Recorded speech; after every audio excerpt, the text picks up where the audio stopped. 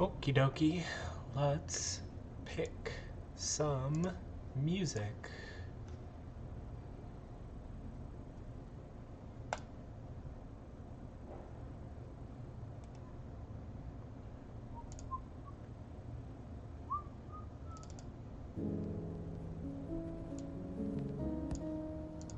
Lo-fi beats.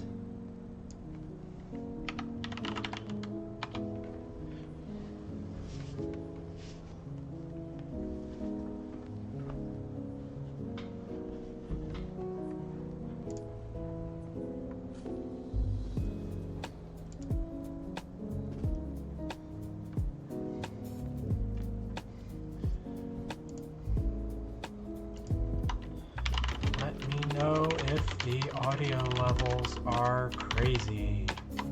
I always get it wrong. LOL. Maybe take the... Oh, okay, microphone up, desktop down. Is that good? Sound off if I should change either of those.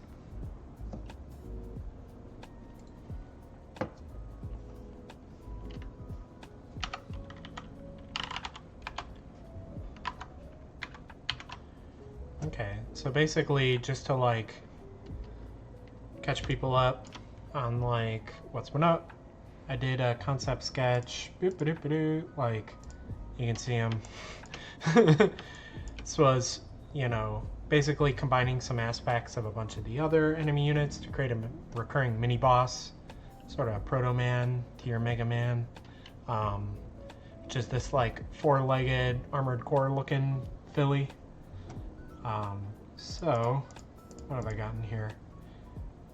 Yeah, so here is kind of my breakdown of like I wanted to have a core, there's going to be a head, I was going to have these kind of like intake sort of thruster separators to give it a little bit of like an Inhuman football player look, big pauldrons, arms, swappable lower arms, and then the four legs. So I went into Blender, and if we look at it in layout mode, I modeled it. So you can see I did some changes while I was going. Instead of doing the skull on the face, I did the skull down here on the chest and made it a kind of like cockpit that can open, or I think I might actually hide like a big missile launcher inside of there, and maybe everything sort of like opens up and comes out of her chest. But otherwise, it's like pretty one-to-one. I did have to make her waist down here insanely thin in order to like get posing working correctly. Like here, if I go into pose mode with the armature, you can see if I want to like be able to rotate left and right, it gets kind of wacky. So I had to make it pretty thin for those to look pretty good. But otherwise, I'm pretty happy with it. Everything's rigged up nicely. Everything articulates. I added like a little bit of separators in between a lot of these parts, just so that like you can get like a little bit of wiggle, like on the sort of inner shoulder and the outer shoulder and the pauldron.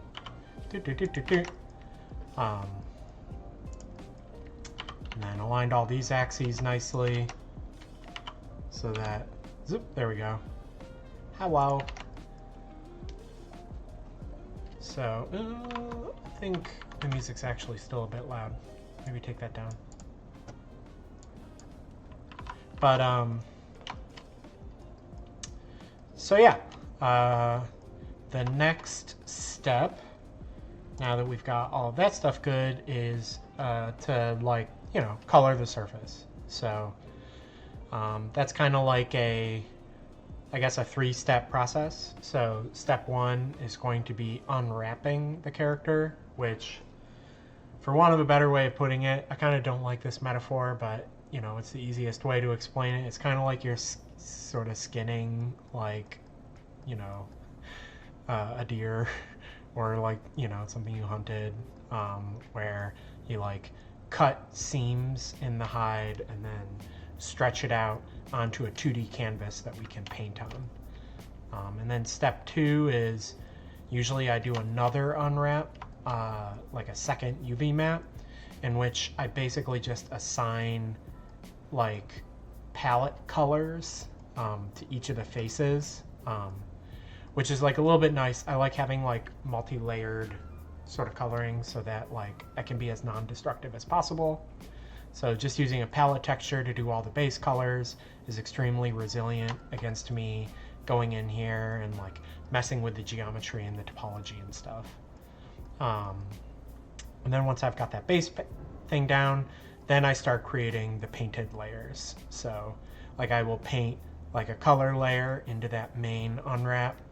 I'm also going to paint like a bump map, which is basically making things that either like pop out or sink in. And then I'm also going to do just some like procedural texturing where we add like weathering and scratches and like variation to the hue and saturation, just so that it's not all like flat shaded. Combine all that stuff together along with some other tricks, like sort of like beveling out all these edges so that there's smoother light transitions around corners and things. And hopefully by the end of that, we should be able to fully export the mesh, the skeleton, all the PBR texture maps, bring them all into the game engine, make a new material instance, plug everything together, and hopefully I should be able to at least walk around Ingrid here like she's a statue, you know, before I take a break from the stream. And then probably after stream, I'm just going to be doing some programming stuff. I want to use my same 4-leg IK that I developed for the crab rig over here. Up it up, you can see, very similar. But you know, the crab, you can see it uses two bone IK, which is pretty simple. So I just hard coded that into my anim node. But Ingrid here uses 3-bone IK, so I'm probably either gonna write a quick like fabric solver or cyclic coordinate descent solver and plug that into my same locomotion anim node so that I can handle legs with 2 bones or 3 bones, or I don't know, potentially a dozen bones if it's like a big tentacle spider leg or something. I don't have any plans for that, but you know, maybe I will make plans if it's technically easy. But yeah, for the stream today, like I said, step 1, unwrap. Step 2, do a second unwrap where I assign colors to everything. And then step 3, I'll do a paint. And I guess step 4 will just be all the other procedural, like material sort of stuff to prep it for export. So hopefully we get through all of that. I don't think it should take that long, but you never know. As always, basically the way I run these streams is I kind of just talk through what I'm doing. I'm kind of bad at it. Sometimes I like forget to keep talking and people need to remind me, but like definitely sound off in the chat if you've got like questions about anything that I'm doing. I'm happy to do that or go on any diversions or whatever. Or if I'm just quiet and you're like, I don't know what you're doing, start talking again. Like, I can do that again. But yeah. So if we go in Blender to the UV editing tab, and then, you know, we select all the faces on our mesh, we can see here's the current mess that this character looks like. And this is basically just, you can see these kind of circle shapes and this kind of cross shape. That's just because when I modeled this, I did it by adding a bunch of cylinders and cubes. So cylinders would add, you know, faces for the top and the bottom caps, and then like a strip up here for the donut that goes around the cylinder. Cubes would add this cross shape unwrap of the 6 faces of the cube. And then every time that I was like cutting or extruding or whatever, it was just sort of subdividing these things, you know, or zeroing them out, which caused them all to sort of like zip down to like 0, 0 over here. And it created this big mess. So you imagine if I tried to paint on this, like pixels would just appear in like random places on the mess. So the way that we do this instead is we're going to press U to get the UV mapping menu, and then we're going to say unwrap. And so now we can see, technically, this is unwrapped, right? But there's some undesirable qualities about it, right? Like it's still mostly just unwrapped all the individual cubes and things. It just kind of like separated them out. There's also like a bunch of these weird shapes, which are essentially like complex shapes in here that don't have any seams. So it doesn't have any good places to like place a cut. And so it made its best guess, but that just tends to produce these kind of like awful shapes. So instead, what we want to do is I'm going to go through part by part. We're going to unwrap the individual parts, and then we're going to unwrap everything back together again to put it onto this big canvas. And in the course of doing that, like we're not only going to get basically shapes that match the area a little bit better, but they're also going to be aligned to the grid better so that the texels sample basically more nicely within the quads and not like diagonally cutting across the quad. So let's start with something pretty simple. Let's just start with the head here. So what I'm going to do is I'm going to press L. L stands for select linked, right? And you can see what linked does is it gets all the vertices that are like connected, right? So like all the points that are like connected by lines, they form this little island of geometry. Those are like linked, right? And so now I can do Shift H. That says like hide everything except for this. Also, while I'm in here, I'm going to hide. What can I do here? If I go, yeah, I can actually hide the bones for the skeleton. So you can see now we're in this screen, I can just unwrap this one. And it's created these 4 boxes which look nothing like this. So obviously we don't want that. So what I'm going to do is I'm going to press 2 on the keyboard, which lets me now select individual edges. Those are the lines. So the points are called vertices. The lines between the points are called edges. And then the shapes that are formed from edge loops are called faces. So what I can do is basically I think first things first, I want to select all these edges around here. And you can see I just clicked around all of them. That's kind of annoying. I can alt click. And that will try and select edge loops. I guess for some reason it can't figure out that this is a loop. But another thing you can do is you can hold Control as you click around, and that will pick basically the shortest path, like from your previous edge to the new edge that you're clicking. So that reduces the amount of clicking you have to do. So I'm about to add a seam here, but before I do that, there's an option in the UV editor that is pretty handy, which is if you go to the options under the editing options here, there's live unwrap. We're going to choose that. And what live unwrap is going to do is every time we add or remove a seam, it's just going to automatically do that unwrap operation. I'm also going to click this like synchronize thing here, which is it's just going to show us all the all the geometry, not just the one that I'm selecting. So now I right click here and I find mark seam. And so now you can see what happened is, it's unwrapped the face, which basically looks, yep, it's projected pretty nicely. But then it's got all this other stuff back here, which in attempting to basically, match all the angles and stuff, it's done a kind of like wacky job of it. We can actually select everything when you unwrap, in addition to doing it angle based, which is maintain the same angles, right? You can also do conformal, which tries to do a balance between maintaining the same angles and maintaining the same area. But as you can see, without seams, it's just neither of them are going to do very well. So I find angle based with good seams produces the best results. So that's what I'm going to be going with. So next thing we want to do is basically cut probably a seam around the back like this. So I think I can just say M after I right click to mark seam. So now you can see it's cut it like left and right, and we've gotten like the left and right sides of the head. So here's like the side of the head, here's like the top of the head, this is the back, and this is the chin. And I think those are looking a bit better. Do I want to add any more seams? Like, I mean, one thing I could do is I could like carve out the back here. Like I could clear this seam, right? And I could instead like mark this as a seam, and then we'd get the back, the front of the head, the back of the head, and then basically all around the head unwrapped like that.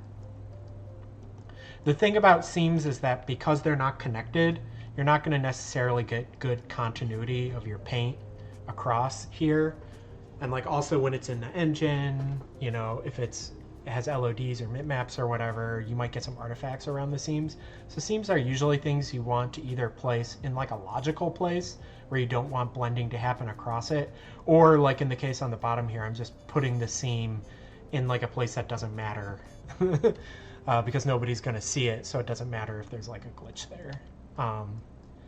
So like, I think this is pretty good. I think it's like when we go to like paint this, I think it's better to have it like match the area than to have more of these connections. And I think the front and the back of the head are going to be like separate enough anyway, so it's not going to matter. So now what I can do is I can press Alt H. That is basically unhide, bring everything back. And now what we're going to do is I want to unwrap these eyepieces. So I am just going to, okay, this time Alt left click did find those edge loops correctly. That's nice. I can mark those as seams. I can also mark the backs of these as seams. And then in this case, you can't really see the inside. Like you can see these like are rings. Like I need to pick a seam around this ring so that it can like flatten it like that. You can't see the inside seams of this the way because they're like intersecting the geometry. So that's an easy place to put a seam. Now we've got all of this stuff like done. Now one of the things you can see here is that it's like curved it a little bit. This is like an effect of the fact that these aren't like perfect quads and it's doing like the angular unwrap. I wonder if I did the conformal method, it's not that much better. We will actually fix this up later because like whenever you have like a quad strip like this, it's really nice if you can align it to the texture grid, because that means you're like not, you know, like I said, slicing things at a diagonal, right? There are plugins for Blender like alternate unwrappers that are like smarter and use more compute in order to try and like keep things, like detect these sort of cases. But this is also a thing you can fix by hand, and I'll be doing that later. But first things first, I have to keep unwrapping everything. And you can see all those unwraps are like overlapping now. It's like not that hard to just come in here and be like unwrap everything, and now you get it right. But as you can see, like as we continue to unwrap, these pieces are going to get bigger and bigger and bigger. Also, I'm curious, it's putting like way too much padding in between things, right? I don't know what the deal with that is, but we'll figure that out later. Anyway, let's just keep going like from the head outward. So we'll do the neck next. So the neck, as you can see, I didn't need to have faces on the top and bottom because those are just like totally hidden. So I'm just going to place a seam on the back of the neck. And bada bing, we get a strip. Love it. So now let's do this. I put this kind of like shield behind the head. I like this. This kind of look like, here, I'll just give some of my inspirations while I'm going because I think it's interesting. Like in Macross, there are the Zentradi soldiers. And they all have this, if I can find like a good example of it, they all have those kind of like plates behind their, yeah, you can see they have these things behind their heads to like shield the back of their heads. So I like that detail. So that's where I got that idea from. I put that in there. but Shift H to isolate it. I think we can basically just unwrap, like mark that as a seam, and then just leave the back unwrapped like this. It's a little, you know, this part down here has probably shrunk a little bit. I don't love that, but I actually don't think that like marking any more seams is going to make it any better. So moving on. So the next part is, there is this area here. This is sort of like a chest part. This is actually very similar to how I rigged Kit's rabbit. Like I had this chest part that had like a collar, right? So I think basically what we want to do with this is kind of follow where I've already got these like sharp seams. It does make me, I wonder if I can just select the sharp edges, if there's an automatic command for that. So let's see. You can usually, this is like a fun little Blender trick. Oh, Hugo Tien Milan says, hi, how do you do the red seam for better unwrap? It's like, oh, okay. Yeah, you just like right click and then say mark seam. I should say you can see there's two types of edges that we're marking, right? We're marking, like in some cases we've marked it as a seam, and in other places we marked it as a crease. So these like white, these like sort of cyan lines, these aren't seams, these are crease lines. This is basically saying don't smooth the surface normal like across this line, instead have like a faceted look like a gem, right? So like on the edges of this collar we want it to be faceted, but like inside the collar we don't want to have like facets. And actually it looked like it added a facet back here that I don't like. So I can actually say clear sharp, and now you can see it's like a little bit sort of smoother. So that's how we control how it's like this combined, like, well, some places it's smooth and then some places it's sharp. I went through, actually they have an automatic command which just makes everything sharp if it's more than like 30 degrees or whatever. So I did that, and then I manually went in and cleaned up all the places that I thought either like needed it or didn't need it, right? So yeah, that was like a first pass I did just while I was modeling. I was creasing edges. That was a technique. I didn't know about that when I was originally learning modeling, like back in school back in the day. I don't know why they didn't teach us that. It wasn't until I was working on the game Abzu that I learned that from Matt Nava, because we made like a big use of that in the sort of like papercraft look of that game. Anyway, so yeah, I suspect Blender might have an option to just automatically select creased edges, and then from there I can like turn them into seams as well. If you don't know, like if a command exists in Blender, here's how you find out. You press F3 on the keyboard, and this gives you basically a like search by name, and then basically try and think of what they might name it. It's like select crease? Select similar crease, no edges selected. Okay, so if I select this, and then I say select similar crease, okay, that actually just selected everything. That's not what I was looking for.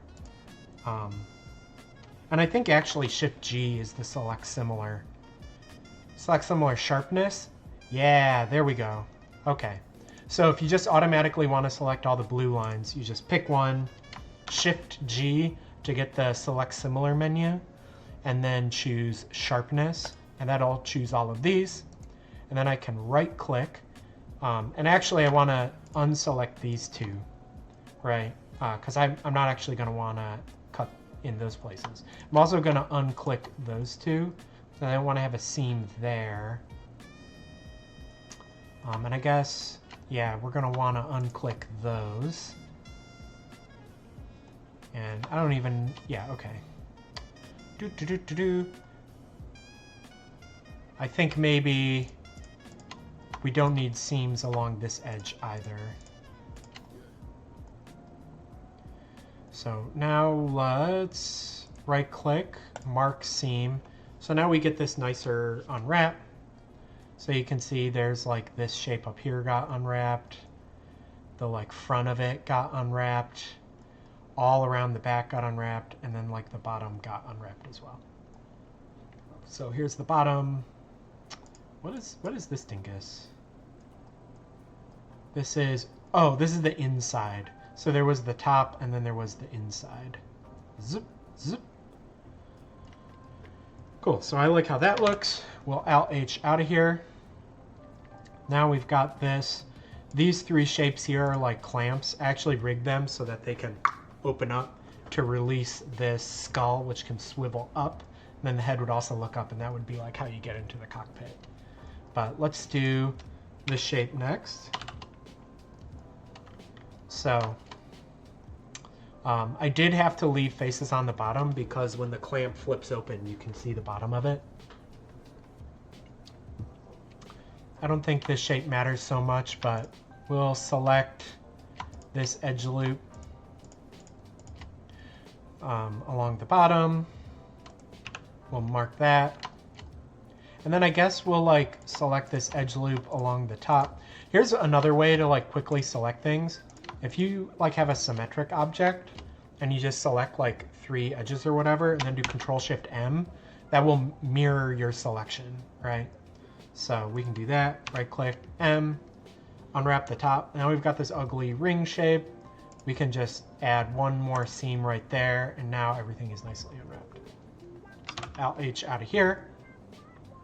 Just continuing to move down, I think the next thing is this skull. So Shift-H to unhide everything on the skull. Skull also has a back face, because like I said, the skull can flip up when you're getting into the cockpit. So in that case, you can, in fact, see the back of the skull. So I think probably this main line right here. Okay, it found this edge loop nicely. It's weird when it can and when it can't find an edge loop. But so we're gonna mark that as a seam. Now we have the whole back here. Oh, it did not find those though. There we go. So now we have the whole back, right? And then I think maybe this like front part, we can cut it because it's got like a sharp edge anyway. Right click and M.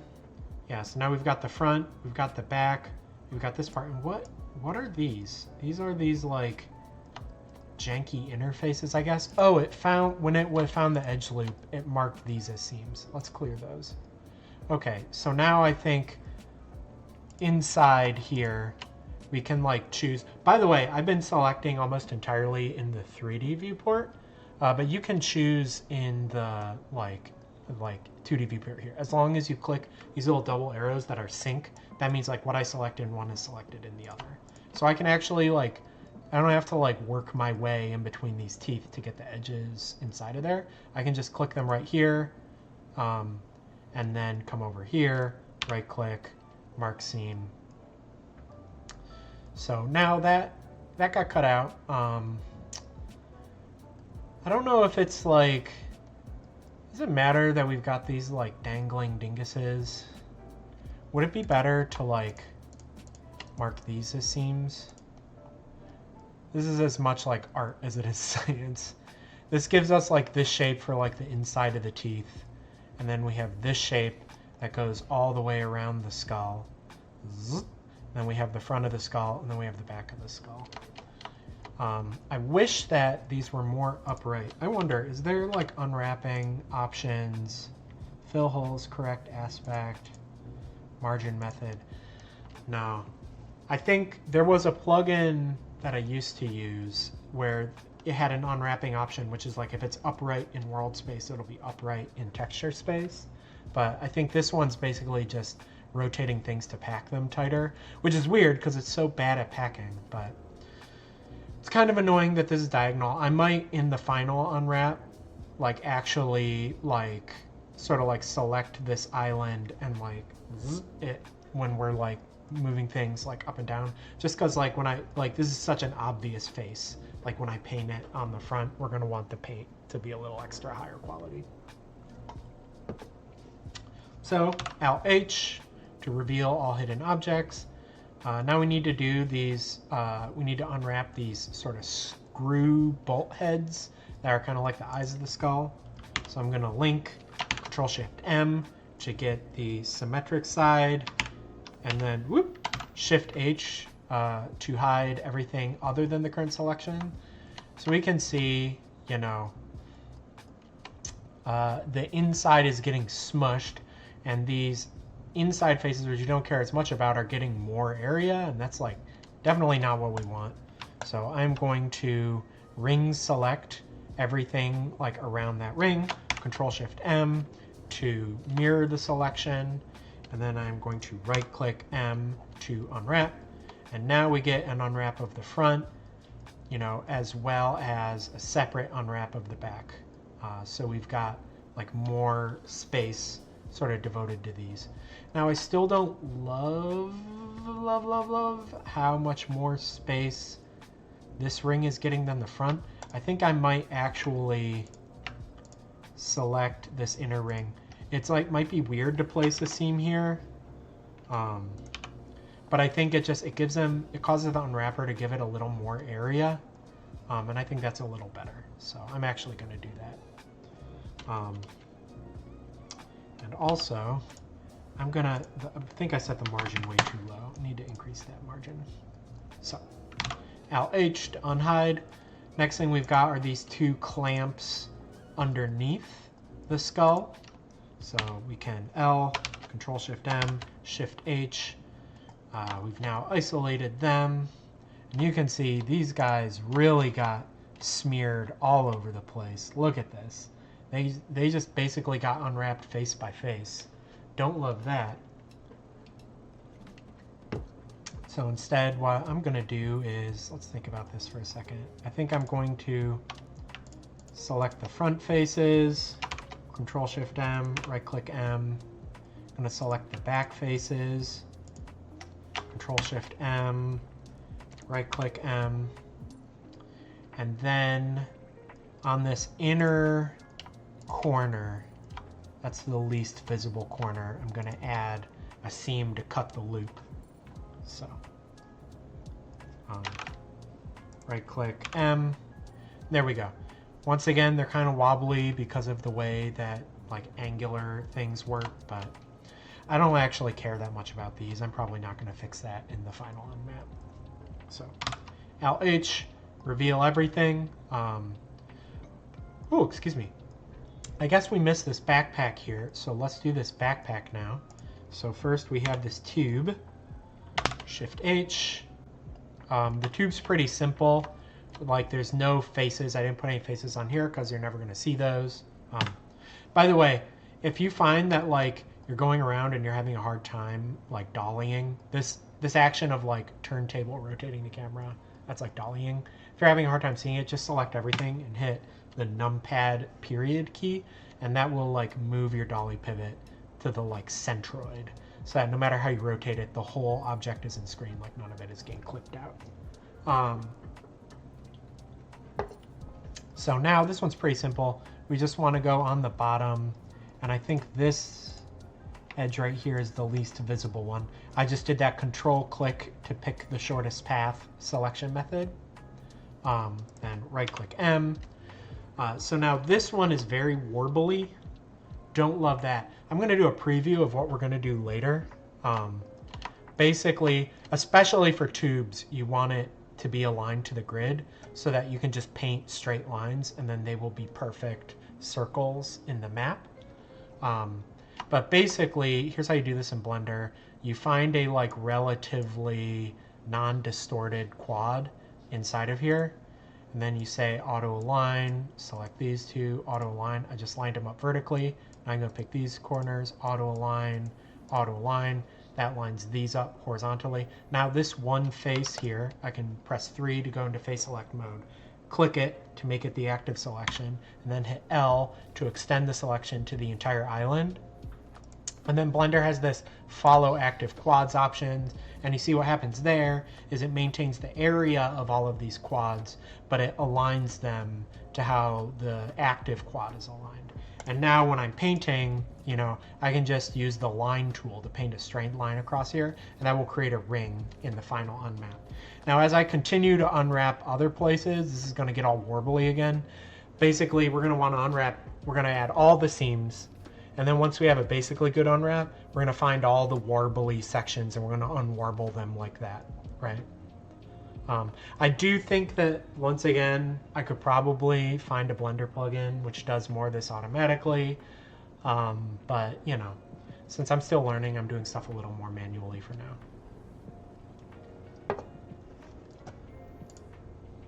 So,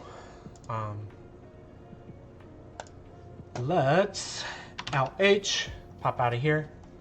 I see a few people have joined the chat.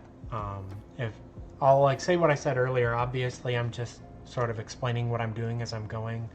But like if you missed an earlier explanation of something that I said, I don't mind repeating myself if you have any questions about what I'm doing. So now we're going to select this backpack, Shift H to isolate the selection. You can see this backpack, I didn't bother giving it an interface here because you never see that. But I think what we want to do for this one is click around, make a seam on this face, and then probably, I guess, on the very bottom, we're going to want to make a seam here. And now we have a strip and we have just the projected face, and that looks pretty good. Alt H. Let's go to this dingus next. Shift H. This is like, I don't even know what this is. This was just, I thought there should be some support structure underneath the backpack maybe to improve the silhouette, so I added this. You can see once again, the faces we really care about have been smushed by the like angular thing. So almost certainly what we want to do is cut seams on these edges. So I'm going to select that side, Control Shift M to also select the symmetric side, right click M to add a seam. And now look at that. We've got a nice grid and we've got nice sides. This is what you want to see in an unwrap. This is beautiful. Alt H to unhide it. So now we've unwrapped almost all of the torso. We've just got this dingus right here. So Shift H, isolate it. And then let's see, I think we don't care as much about the bottom because you mostly can't see it. So I'm just gonna like make that a seam, and then I'm gonna mark this back as a seam and we'll get a nice strip. Similarly for this sort of like belly section, Shift H to expose it. This one's nice because it's already basically just a strip all the way around. I did add a little bit of topology here to add that angle, but I can basically just hit that right there and boom, we get a strip out of that. Love it. So now I guess we're just gonna like keep moving down. Let's look at this piece. Doesn't have anything on the bottom. Oh, it looks like it has an internal face. Here's one of the things that like I really like about Blender, which always vexed me about Maya. I can like rig this character, but like also go in and edit it without messing up the bind pose. With Maya, you have to like unrig the character, edit the mesh, and then re-rig the character. It drove me crazy that you couldn't just like work on like different things at the same time. But Maya lets me do it, or Blender lets me do it. So that's a thing in Blender's favor. So we're just gonna come in here. We're going to press X, delete faces. We're just going to get rid of those internal faces. I don't know why we had them. That's part of what's nice about like this unwrapping step, is because we can basically like find little glitches like that. Lester Wolf says, what will be the role of this character? Shopkeeping? No, she's a pirate. Pilot's name is Ingrid, so I just call the mech Ingrid. And she's like, I'm thinking like a recurring mini boss, like sort of like Proto Man to Mega Man.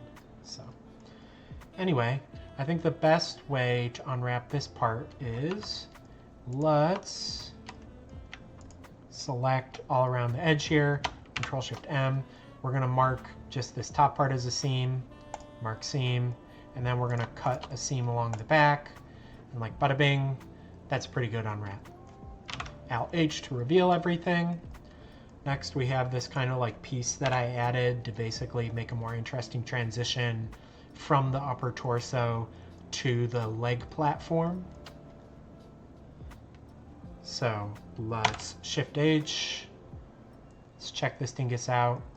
I think we're going to basically do the same thing. I'm just going to like control click around, Control Shift M to be symmetric, right click, one seam on the back, mark seam, there we do. We get a shape on the top, we get the back, that looks great. Alt H. So next let's do this leg platform. L to select link, Shift H to isolate it. So I think this one, what do we want to do? I think I want to disconnect this inner area here. So we're going to mark a seam right there. That gives us this like inner bit, right?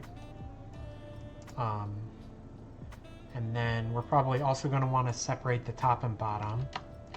So I'm just going to select around, Control Shift M to make it symmetric, right click M to mark a seam.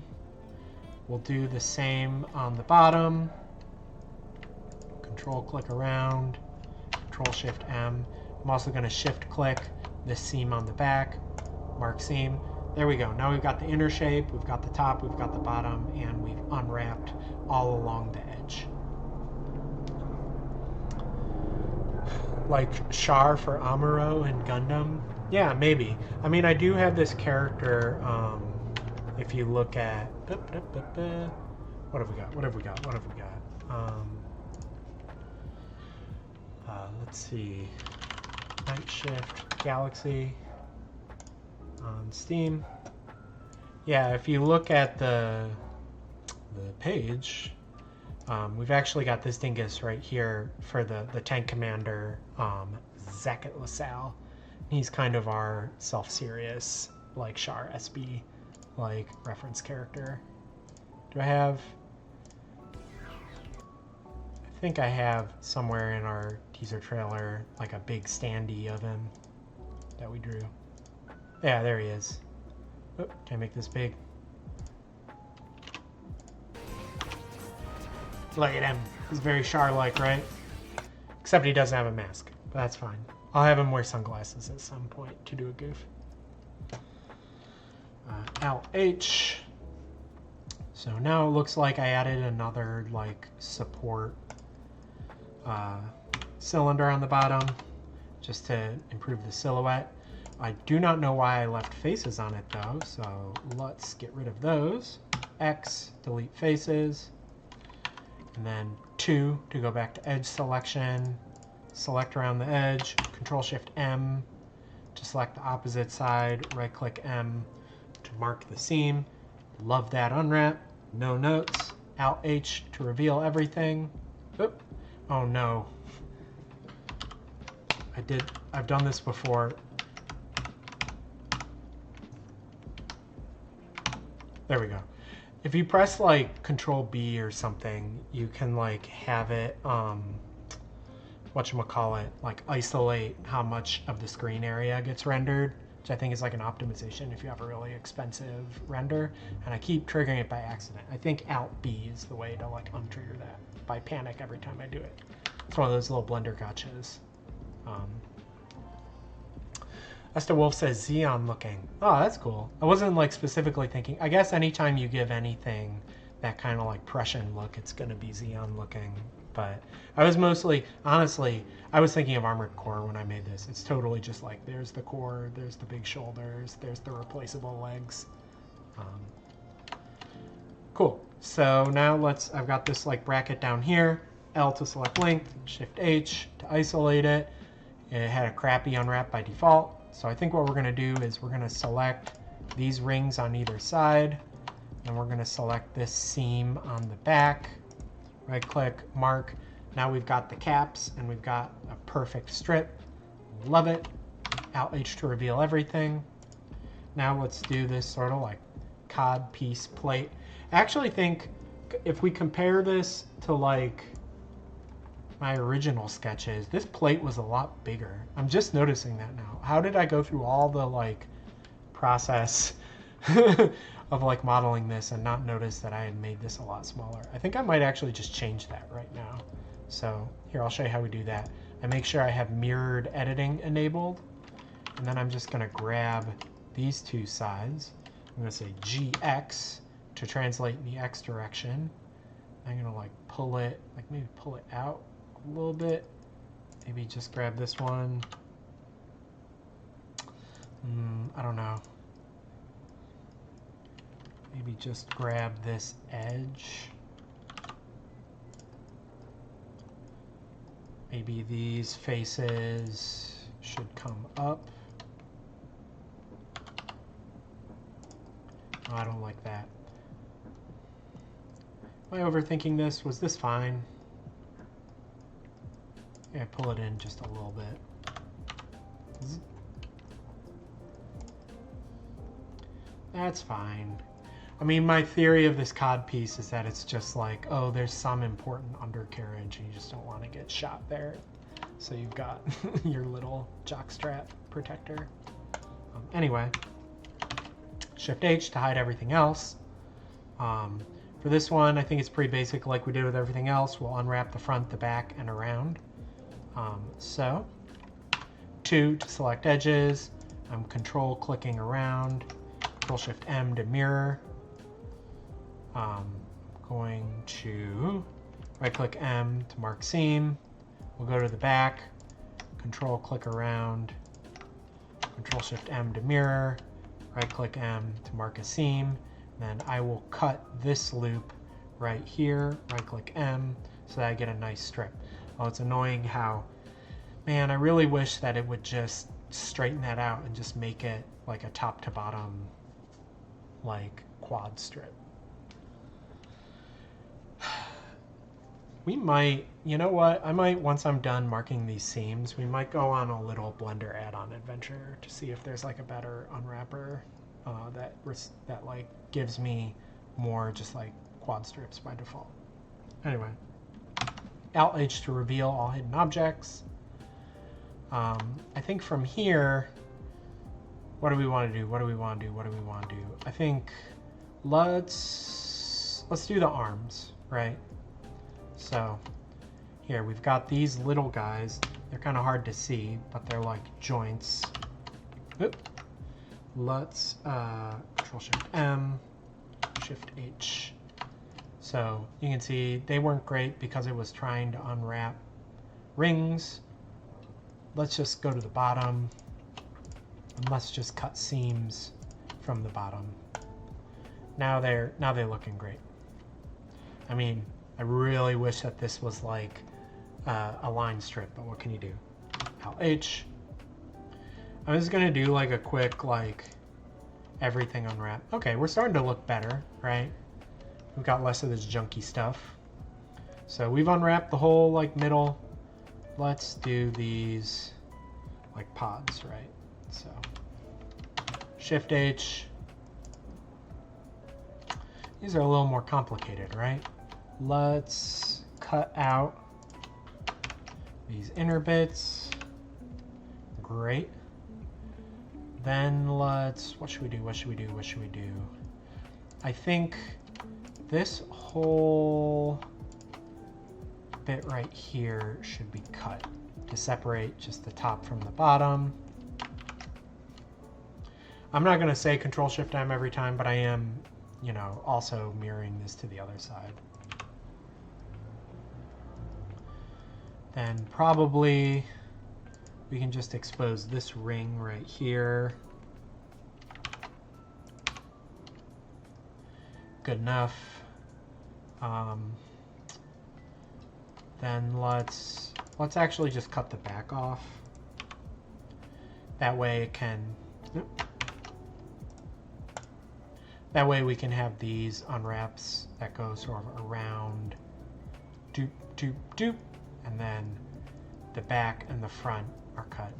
I mean, is it better to cut the bottom off instead and like have a, actually I think that is better. So let's clear these seams, but add Oop. Keep forgetting to mirror it. Clear these seams. Mirror. Yeah, I think those are better. So now the texture will wrap around the back here. Great. And actually, we can move this seam down here. Is that good? And then clear these. Is this better? I think that's actually worse. Great. I think I'm going to leave it like this. Okay, now we need to do this top part, which is still all junkadiddle. So, this one's a more complicated shape. I think I want to cut sort of the bottom. So let's go around this loop. So we'll cut all around there. And then to stripify it, I'll also cut, what's the inside corner? This is the inside corner. I'm going to cut this inside strip.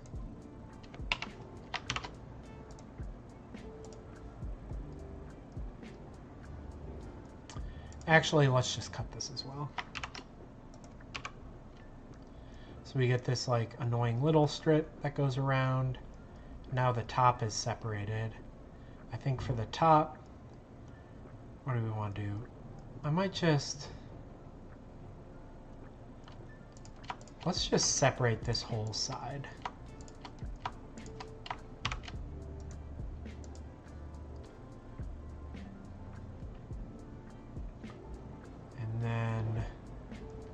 And then let's just cut the top off.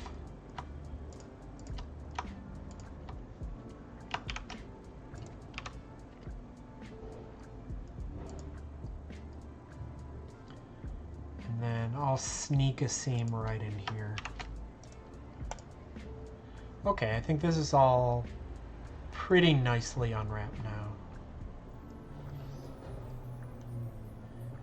Yeah, I don't love this unwrap, but it's good enough.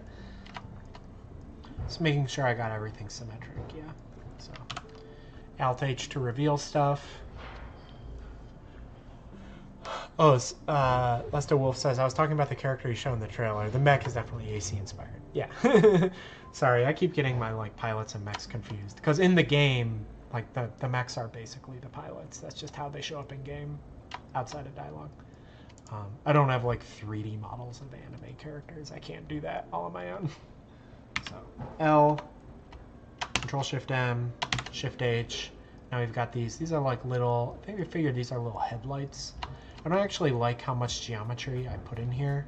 Wait, let's just see. Is there, do I want to change it? No, I'm going to leave that alone for now.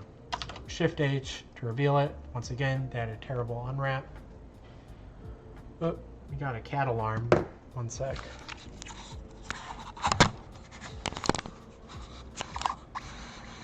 Batty's having some water.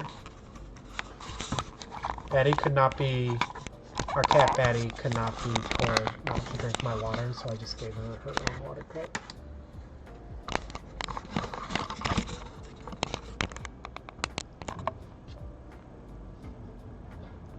Cat alert. Okay.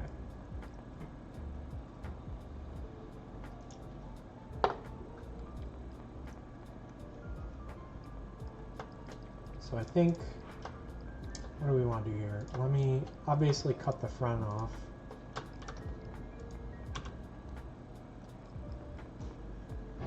And then I will cut the inside here.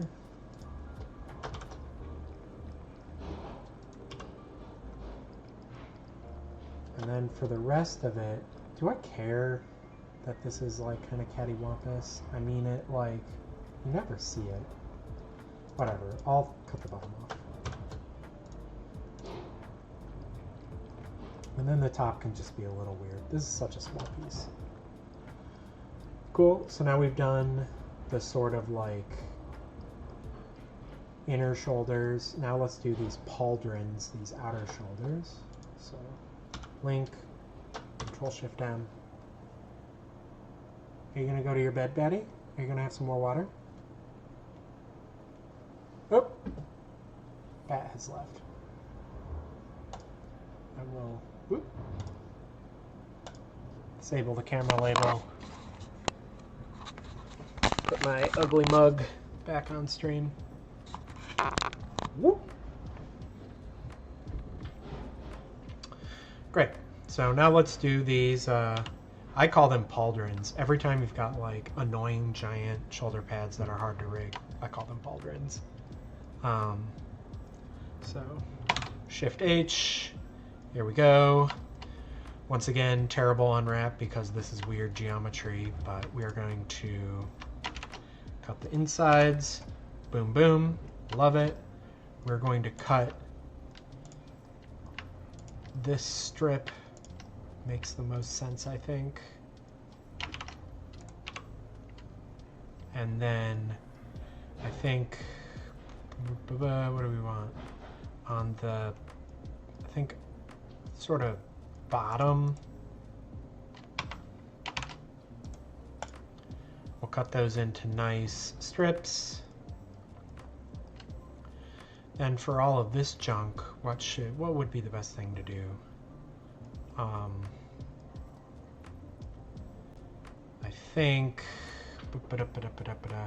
I think it actually makes the most sense to follow this sharp line.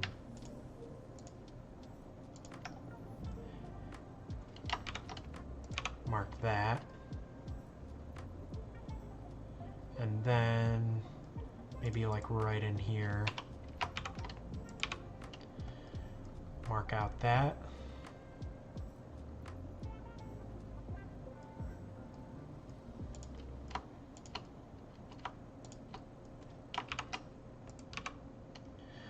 Good enough. I think I'm placing too many seams here, but whatever. I do this one. I don't want there. I do actually want there to be a shading boundary. So this one I will mark out, and then do I care that this is kind of cattywampus? I don't think I care. Don't worry too much about it. I might have to unwrap this again later anyway. So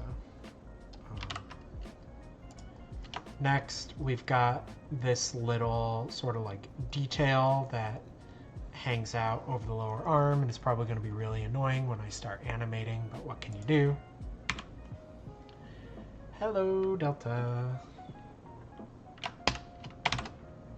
Shift H, isolate this piece. Let's just cut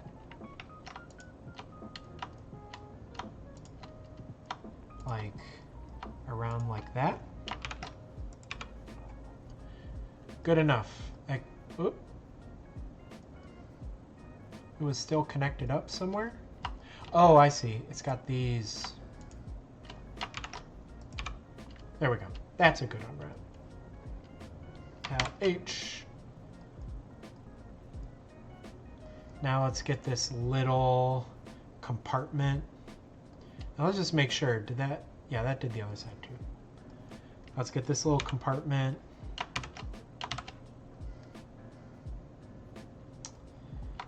This one, it's so small and it like doesn't matter, but whatever. I'm going to cut on these sides.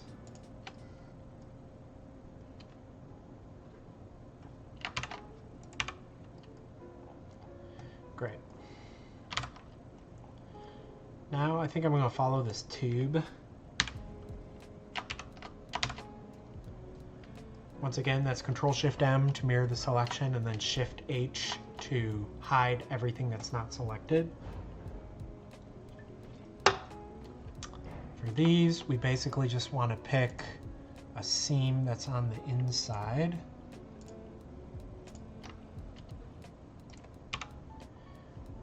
Mark it. Oop, forgot to mirror it. There we go.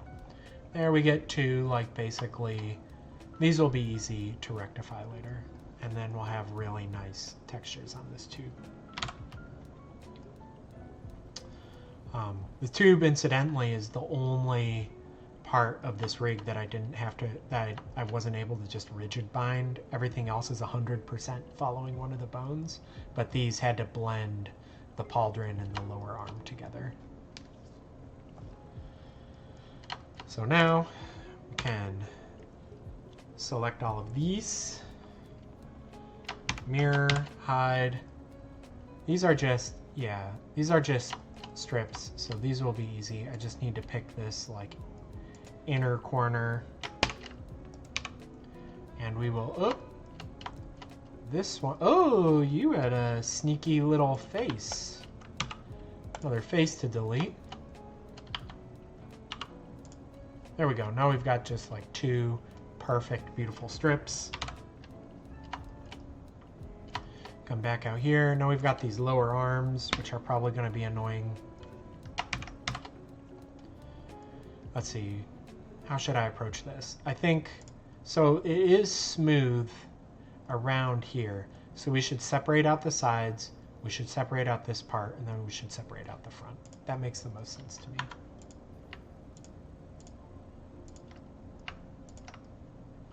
So just control clicking around. Control Shift M to mirror. Right click M to mark a seam. Now let's separate out that front part. And that's everything, right? We've got strips, we've got the sides, and then this front part we don't need to do anything about. Great.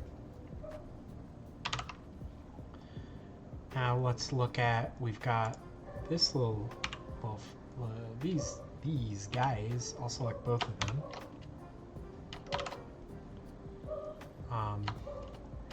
I mean, these basically look okay. It's just kind of annoying how the inside is shrunken. I think I'm going to cut that out.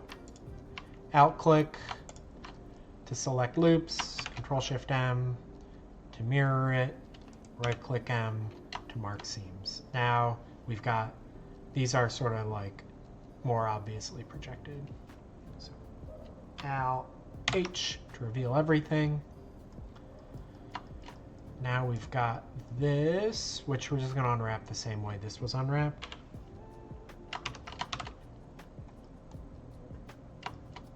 So select the top, select the bottom. I'm shift selecting to add to my selection. Mirror, mark seam, love it. And now we get to the first part of the mesh that is actually not symmetrical. It has a left hand, but it has a right machine gun. So I don't need to mirror anything that I do in this next part. But you can see there's a tiny wrist piece. This one's easy because it's just a quad loop. So all I need to do is basically go, I think on wait, let's look back here. What's the best one? I think the bottom inside corner. Not that it matters. But we'll just pick the bottom inside corner. Oop, not mark sharp, mark seam. Boom, perfect strip. So we have this part that I call the palm. So what should we do with the palm? Probably cut the front here. We cut the back here. Oop. And then cut a loop under the thumb. Like the thumb is like right here, so we'll just cut this loop right here. Great. Now let's do all these little fingy parts.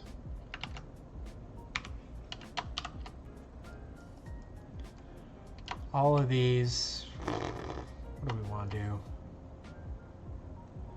I think I'm actually going to cut the sides.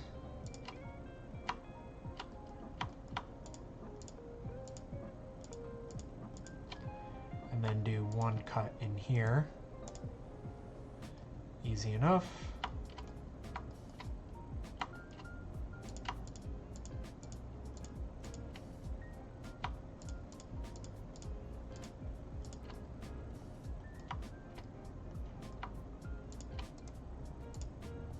right?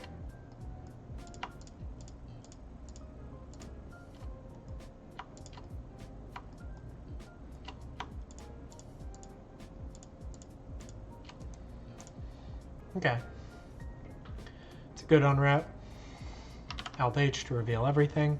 Let's do this part that I call the glove of the hand. Shift H. So we'll cut the bottom of the glove. And then, what do we want to do? Cut this part. And then what do we want to do on this thing here? I think maybe, yeah, just cut around these seams. Good enough. And then there's the fat part of the fingies. So I'll cut these sort of the same way I did the little parts. I do a ring. I do one like loop cutting edge, and then I do another ring.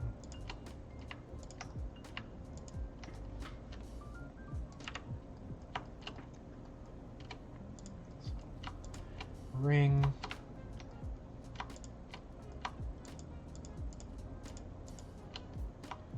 Loop cutting edge. Ring.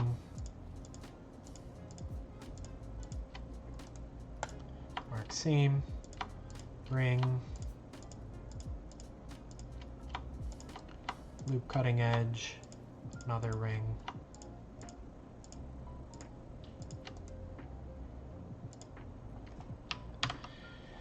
There, we have unwrapped this friggin' hand. Now let's unwrap the parts of the machine gun.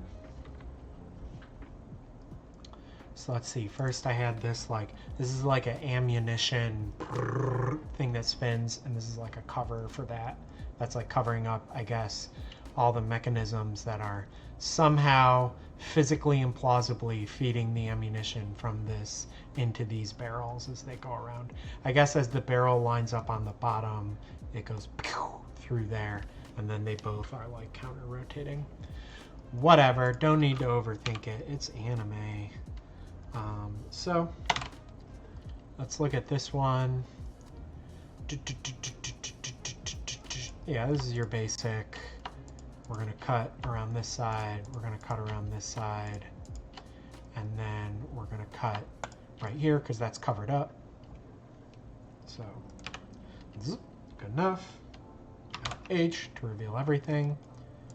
Now, click L for linked, Shift H. This one I modeled it all the way around because I want it's rigged and can actually spin.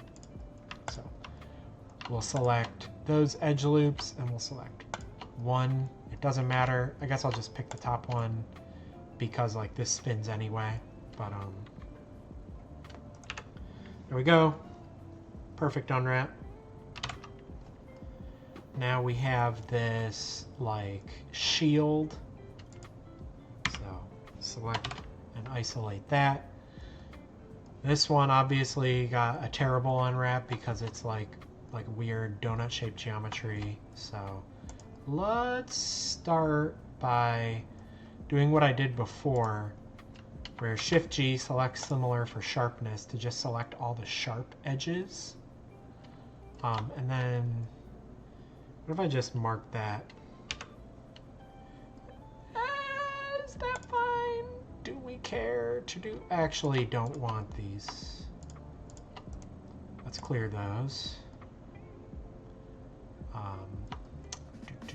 Do we care about anything else? I don't think we care about anything else. This is good enough. I guess it did sort of make a hash of all these internal faces, but that's basically fine. Now let's do, I'm gonna actually just select all of these machine gun like barrel holsters. Delta says anime science, makes total sense. Yes.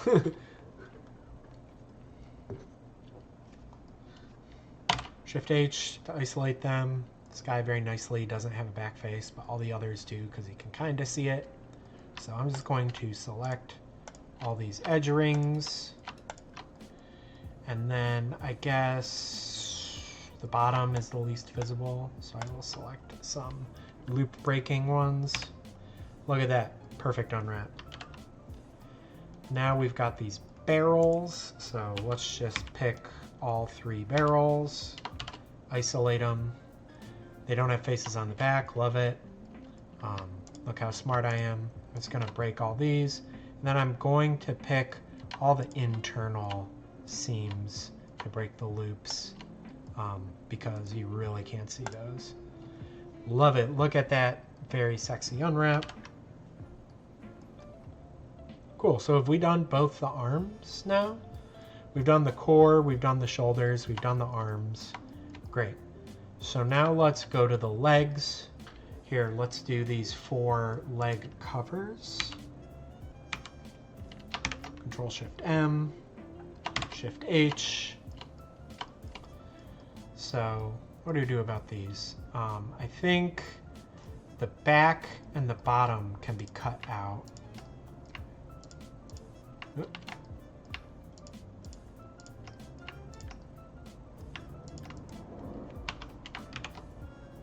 Mirror it, mark it. Let's do it for these guys as well.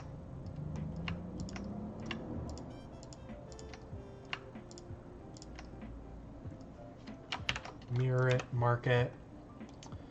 And then the tops of these, they're kind of wonky, but it's like such a small piece. Do we care? Do I care to de-wonkify this? I think it's better for that all to be connected anyway. I'm going to leave it as is. Alt H to reveal everything. Now let's do the front legs. So first there's this sort of like ball for the ball and socket joint, or I guess it's just like a hinge. Oop. Need to mirror it. So this one, I'm not going to overthink it. I'm just going to select both sides. I'm going to select this seam. Sexy, love it. Alt H. Next we've got this short segment. There they are. I think I probably don't need faces on the ends, but I'm going to leave them in there anyway. But I will cut them out.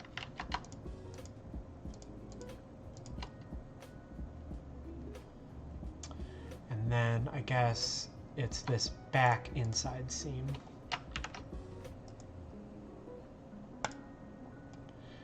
Okay, that is good enough. The next is we have this.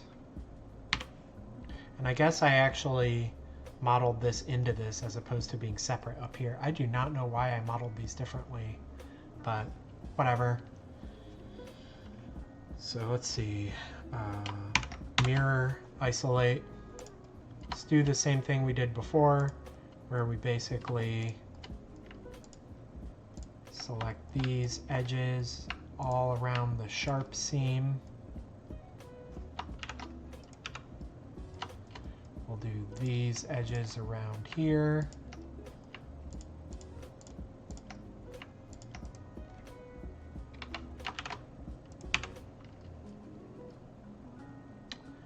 And then I do want to separate this because it's going to be shaded differently. And then what do I do? Right click M. I'm forgetting my own hotkeys. Okay, and I think it's fine that it's a little squished in the middle. So we will Alt H out of here. Now we will do this part of the main leg. Shift H, Alt H, Control Shift M, Shift H. That gives us both of them. So this one, dude, I'm not overthinking it. I'm just gonna do all the sharp edges. And I'll probably do the same for this.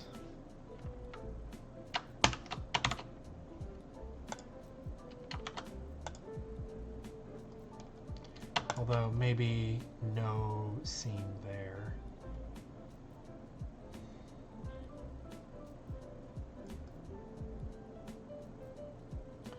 Actually, let's not mark any of those. We'll just let this inside go.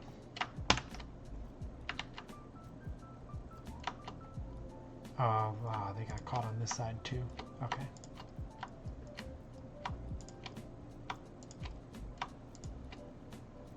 Actually, let's pick these edges, but keep those. Because I think the backside's actually what's really going to matter, where I want to have a cut.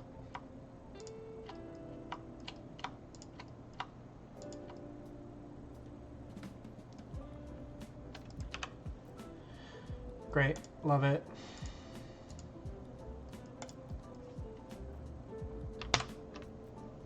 And then we've got this sort of front toe. Mirror, isolate. What do we do? I think obviously the top. I think the back. And then the bottom. Just cut them like that, right? Good enough. Now we're down to just the last leg. So we'll get the socket joint here.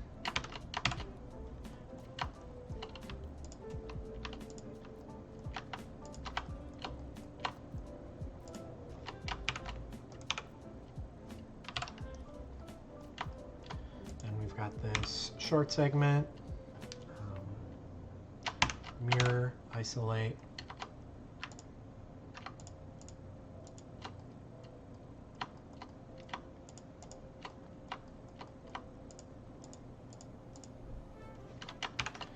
Mirror mark, good enough. Let's get this. Mirror isolate. Oh, you have like a bunch of unnecessary sharp seams that were not mirrored over from that side. Well, that's a nice thing to find. Clear sharp. Now you're looking sharp.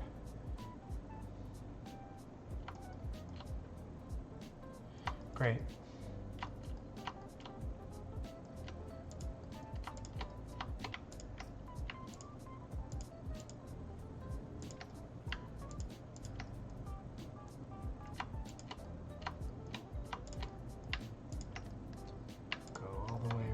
Here.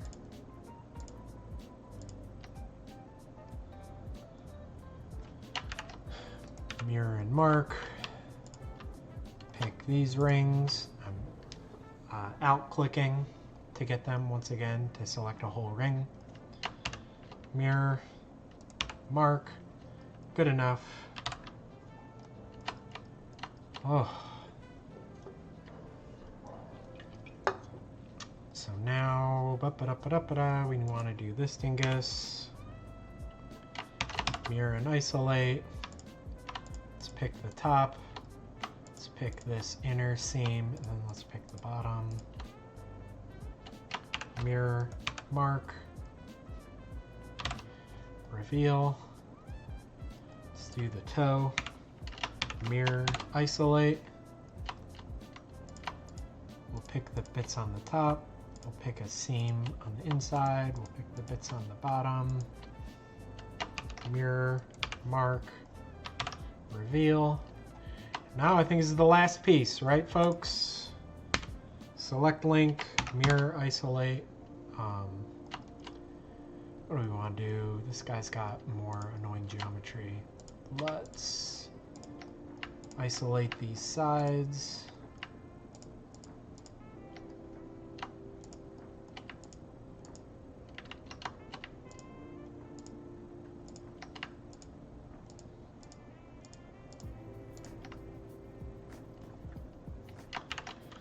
Mirror and mark.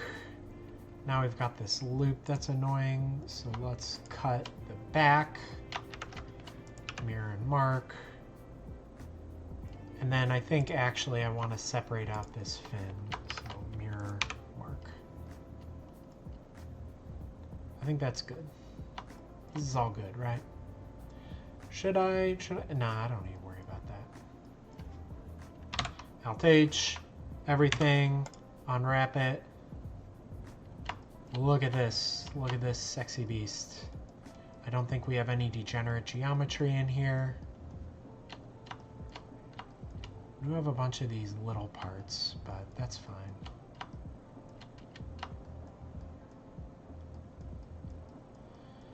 Very cool, very cool, very cool. We have fully unwrapped this guy. Oof.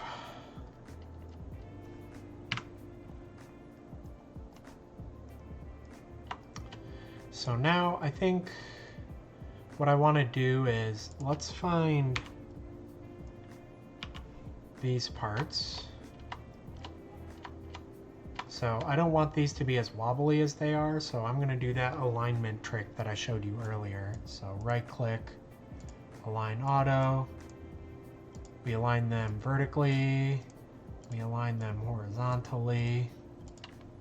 Face select, U, linked, right click, follow active quads. Now this is all aligned to the grid. We love it.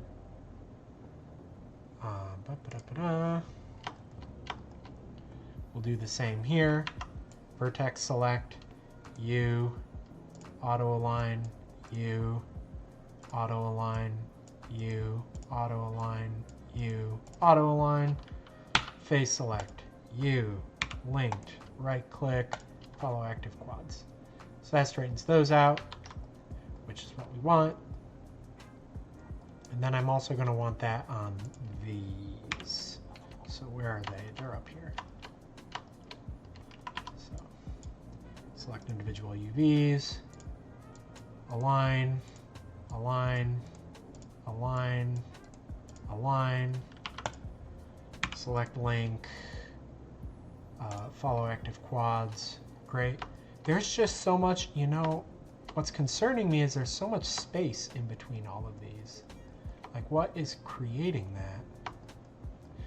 I'm afraid to unwrap again, because then I'm going to have to redo this, like, quaddy stuff. But it's also, like, this stuff is not very well packed. Look, this insane amount of empty space. You know what? Let's unwrap it. Let's do unwrap.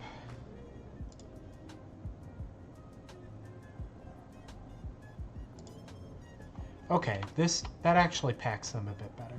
Now, we don't want them that packed. We want some space between them, but not as much as it was giving it. I think this is better. Here, I think what we want is, if this is a 2K texture, 2048, and we want 16 pixels of padding between them, that would be, whoop, that would be 16 divided by 2048. That's 0.008. So let's just do, you can round that up to 0.01, and then just for good measure, I'm going to double that. But there we go. This is, look at how much more nicely, tightly packed this is. So now let's quantify these things again.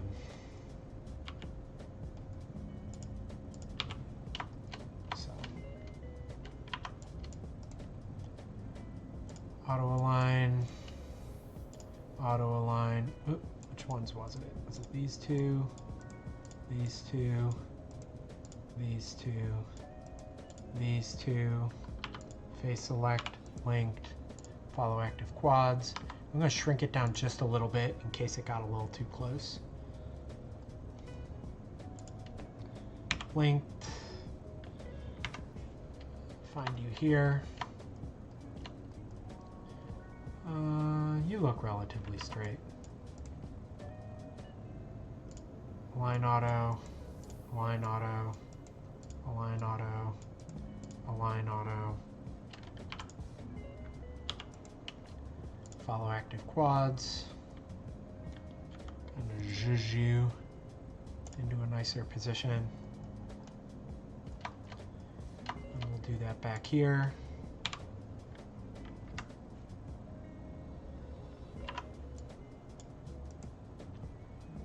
align, align, align, align, linked, follow active quads. Great. And then I think, are there any other just like things that I'm going to want to paint where I want it to be nicely aligned? I don't think so. Okay, I'm going to call this Unwrapped. So save, save, save, save, save, save, save, save, save, save. I've saved 100 times. Under 90 minutes. I had hoped for that to be under 60 minutes, but you know what? I was talking through as I was working. So that probably accounted for everything. Like when I'm just doing stuff on my own, I like zone out. It's like click, click, click, click, click, click, click. I've actually just been watching like Korean horror movies while I do this unwrapping and modeling and stuff. Normally when I'm not on stream. But we have an unwrap. That is very cool. You can do a lot of things with that. The next thing I want to do though is, okay, so you see that map is called the UV map. I renamed that to Simple Bake, which means that I can use it. I've got like a baking plugin which looks for a UV set called Simple Bake when it's actually baking, and it's like, what UV should I bake into? But we're also going to add a second UV map here, which I'm going to call Palette. And so now what we're going to do is we are going to use a second UV map just to color this mech. So let me show you how we do that. We go over to the shading panel, and you see it has no material, so it's basically just looking like chalk in the render view here right now. So what I'm going to do is I'm going to add a new material to it. This material we're going to call Ingred material. And then we are going to add an image. So Shift A, I type image, image texture. I know which texture I want. It is here. It is called palette chicken. There it is. This was just to sort of like show you what this looks like.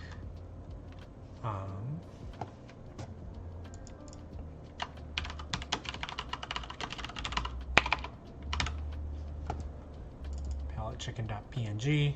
This is a very simple palette, which is just some like colors. I may need to edit this as we're going, but these were the colors that I originally picked for the Chicken Walker mech. You can see the like process video I did for that on YouTube. I've been reusing this palette for all the mechs. That way I can edit this palette if I want to change the palette on all the mechs, right? So I've added this palette. I want to plug that in as the base color, but you'll see this is going to make me turn mostly black because it's using the UVs that we just authored. I actually want to use those. I want UV map. I want to use this palette UV that I just created. And I also do not want any interpolation on these palette colors. I just want them to be exactly where I put them. Let's add another image. This image is palette chicken metal.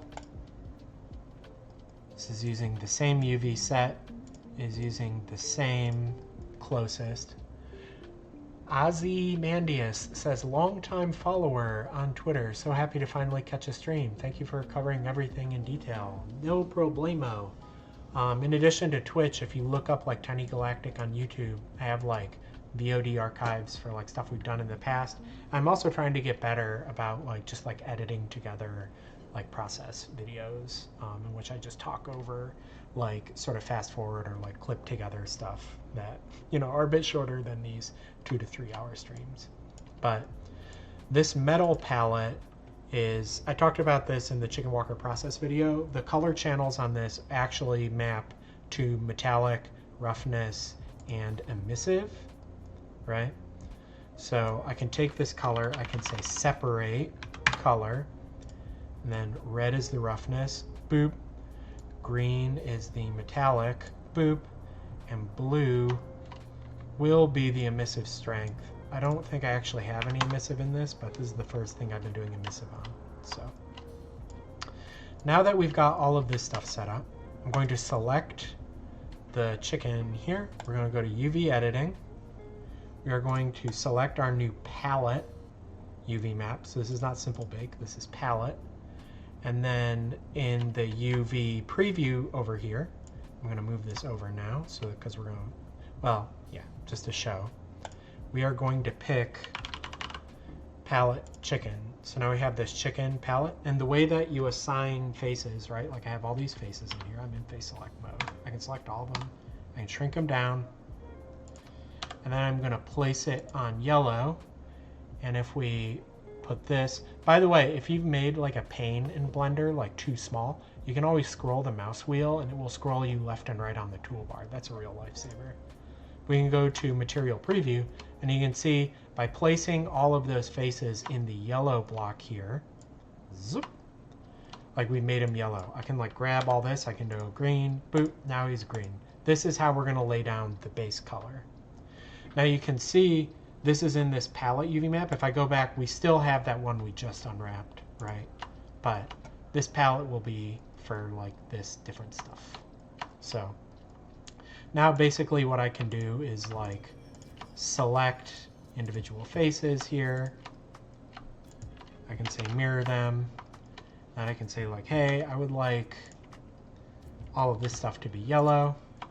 Bada bing, it's yellow. So yeah, most obviously here, right, like the skull. And actually let me turn sync off so that I can only see what I've selected. This stuff is obviously going to be white. You can see how easy it is to assign these colors now. These are going to be actually metal. So this one down here, this is like dingy matte gray. This is shiny metal. So you can see it became a bit shinier in the material preview. So yeah, now this is my like quick way in this palette map that I can go through and start just like assigning colors to everything. So yeah, I'm trying to think. Let's like,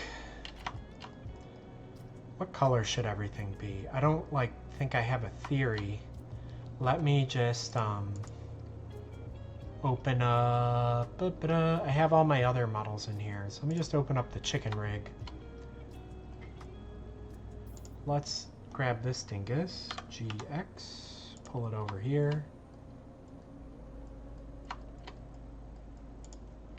And let's hide the skeleton for you.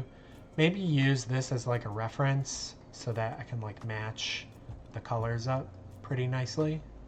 So how's that sound? So it looks like yellow is mostly like an accent color. Like definitely these things, they need to be yellow. And then, what should we say? Like,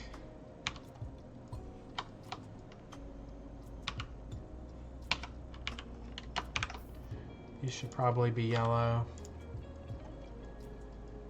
Another thing you can do now, this is useful.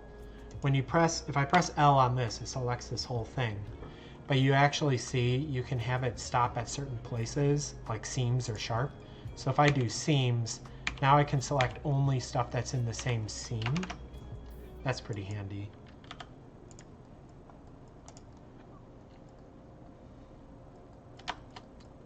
So let's see, probably the, oh, I want to do everything for these.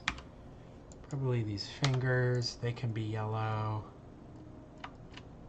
I'm really winging it right now. I guess these clamps, they should all be yellow.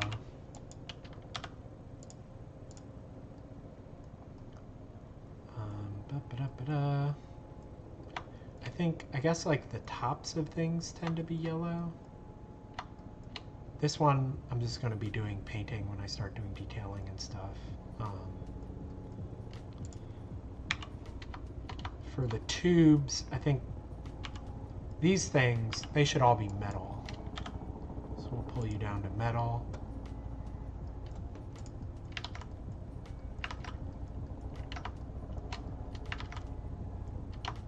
What do we say? Inside these intakes.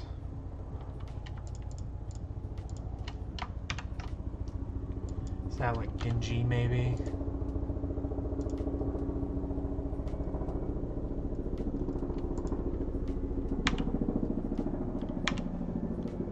I think all these smaller supports, like in the limbs, they should be metal. And then I think these like socket hardware, that should be like more of the like dingy color.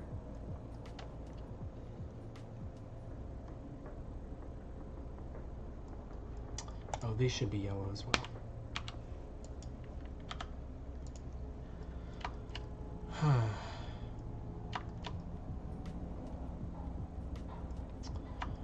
What are we thinking? What are we thinking? What are we thinking? This, you're definitely metal.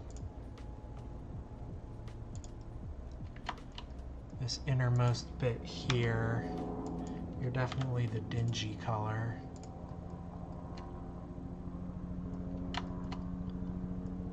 Maybe the sides of the head are yellow.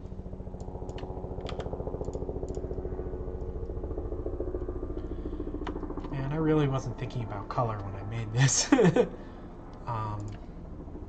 The tops of these, let's do seam select.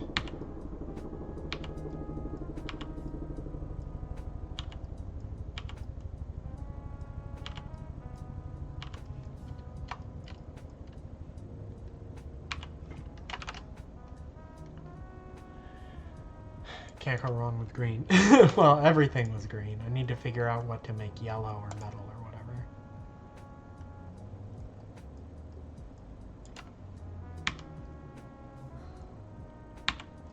Okay, these end cappers, are they yellow? Is that good? And then, oh, these inner hardware, that should be the dingy color. I also think these like support structures that I put in, go normal again, make them the dingy color.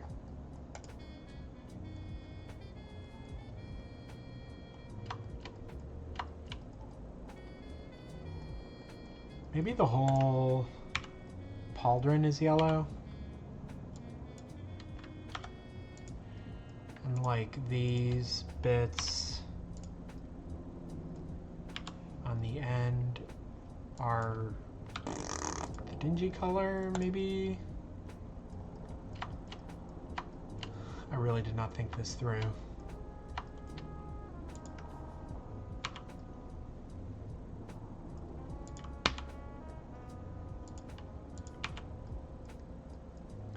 I might need more colors. I don't know.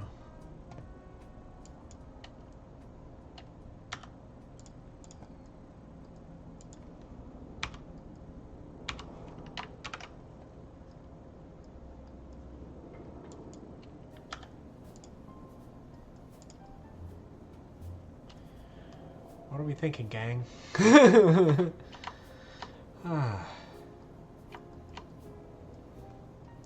It's never the stuff that I think is going to be complicated. It's all the dumb creative decisions. Ugh, being creative, the worst.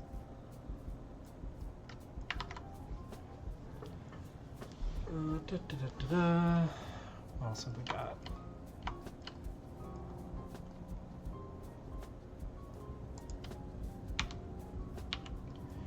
Maybe these go yellow.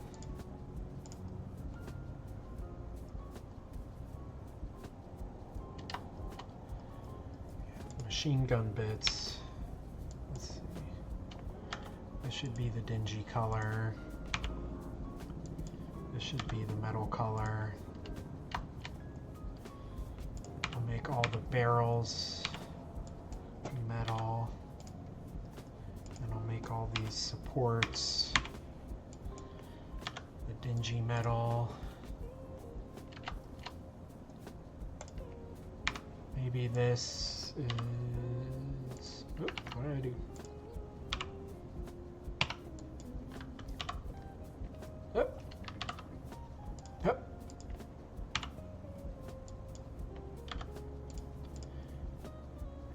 that dingy, but then like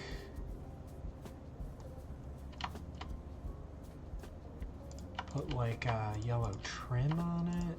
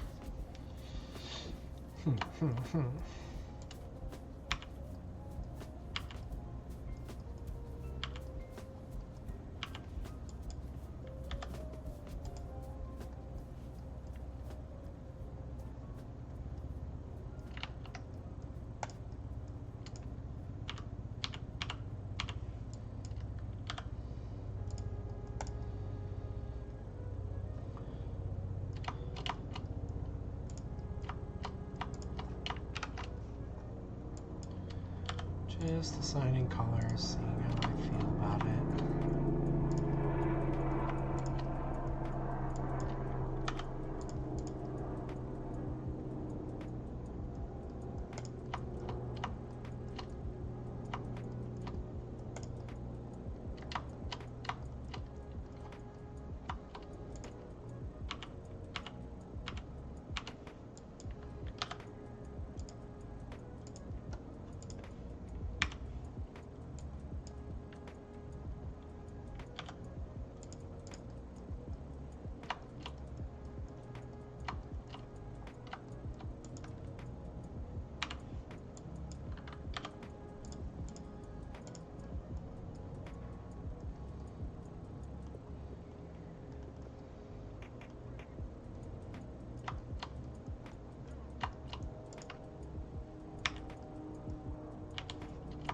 I can also do my old tricks, like isolating and revealing things.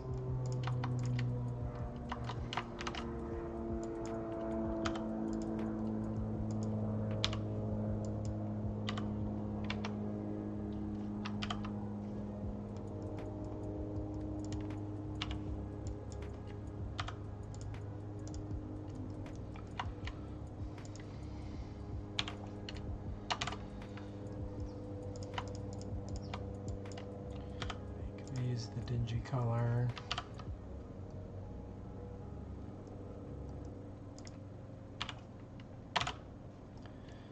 Make the back of this yellow. Maybe like a yellow trim and then like a green bit.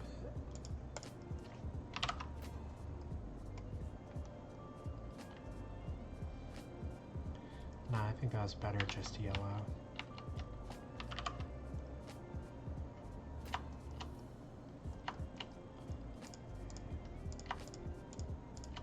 Maybe make this trim yellow.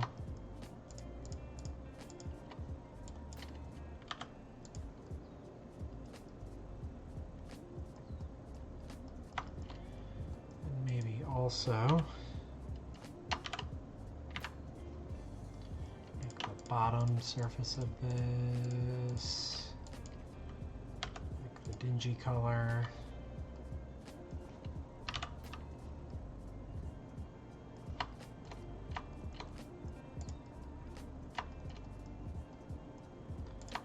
Make the top of this the dingy color.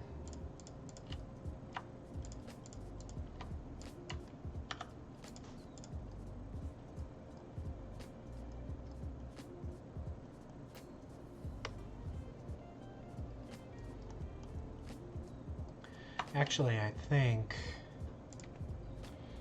let me select all these, Shift H, maybe I just do the whole backside, color.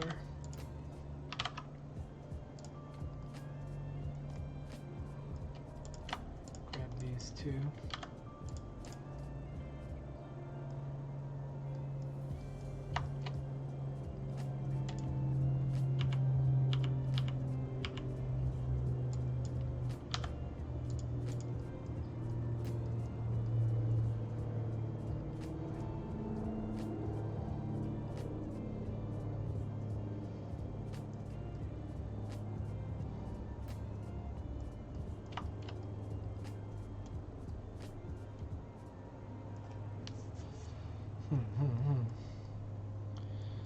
Not totally convinced yet. Something's bad.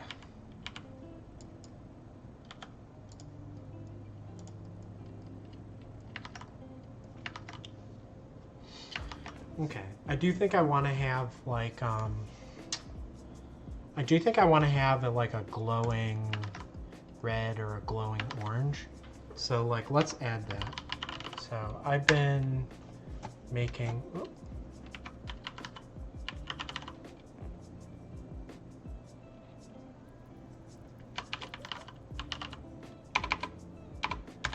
I've been using a program called Sprite to actually make those textures. So we can open palette chicken Sprite, also open recent palette chicken metal. So let's go over to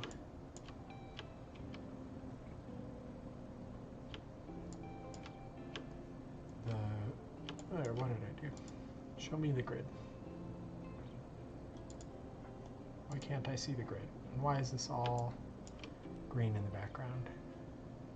Something's gone weird with this file. You know what? Let's just open up the PNG. That's fine.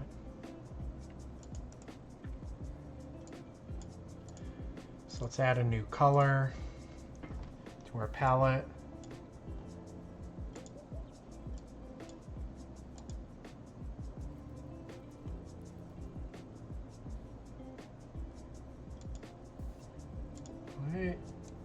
Why can I not actually edit this palette color?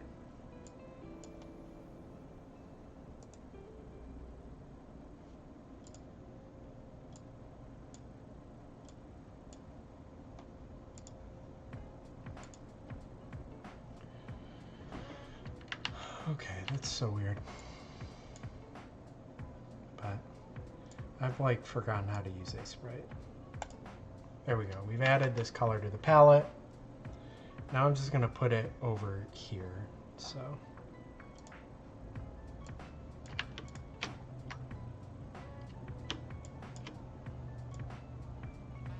I only use this program because it makes it easier to do pixel perfect stuff. Otherwise I just use normal programs. There we go. That handles that, and then if we look at,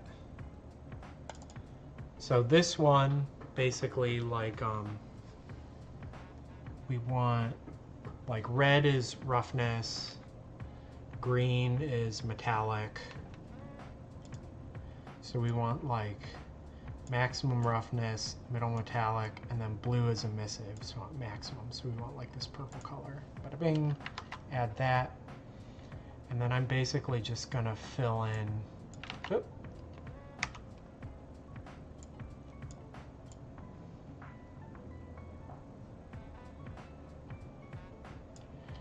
this corner here.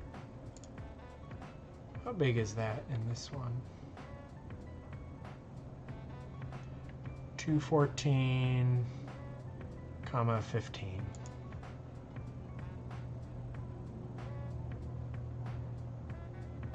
Or 240, sorry.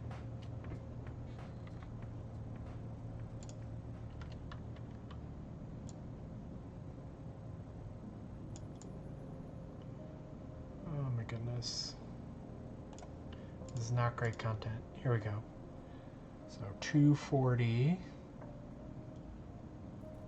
starts right here, down to 15.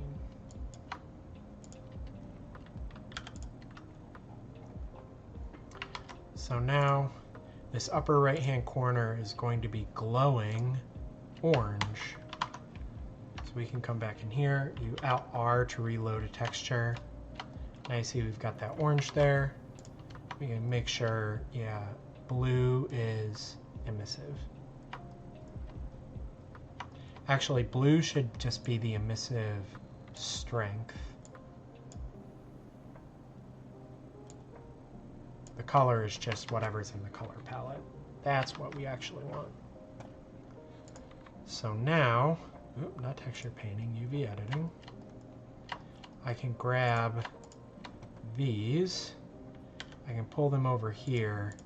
And now we have that new color, which if we look at it in the shading view, yeah, it's totally flat because it's actually emissive.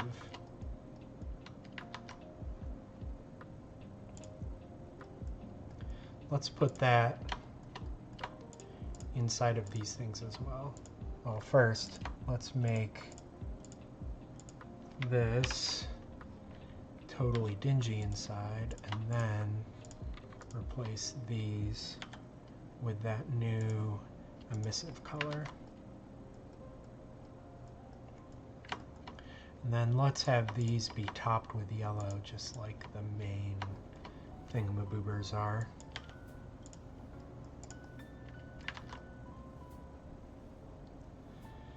Is that good? Have we got everything? Am I missing anything? There's something about these lower arms that isn't sitting right with me. I mean, maybe it'll be fine when I paint it.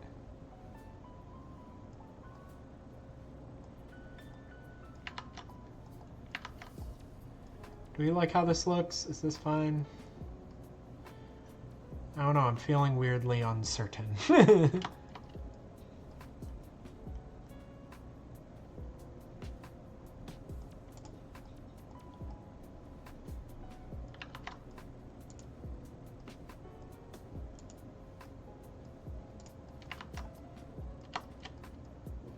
Oh, there's this thing. I had this like indentation here. I guess this is like yellow. And I guess this can just be like the dingy color.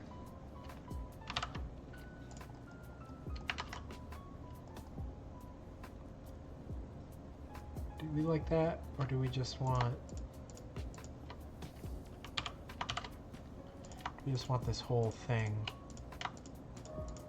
to be the like dingy engine color.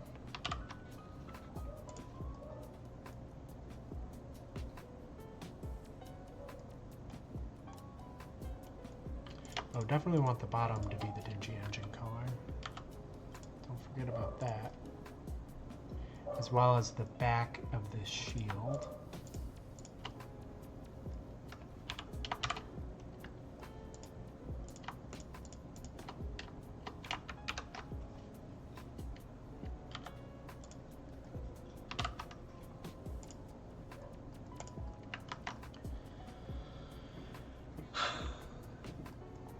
Should the head be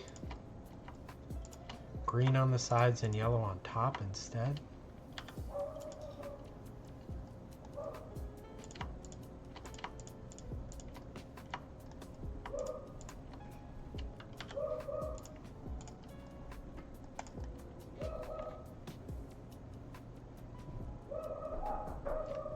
Oop, someone's knocking on the door. I'll be right back.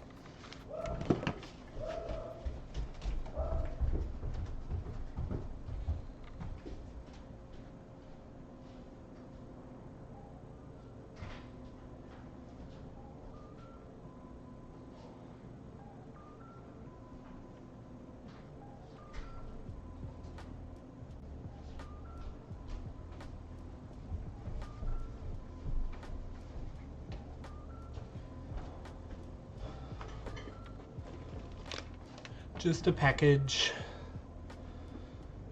Okay, so I think this is good enough. Let's just check us out in the shading view.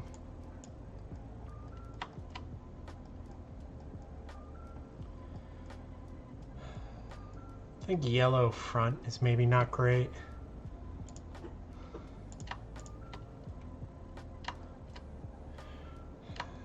The shield clashes a bit for me. The shield, like the cod piece, or the machine gun shield?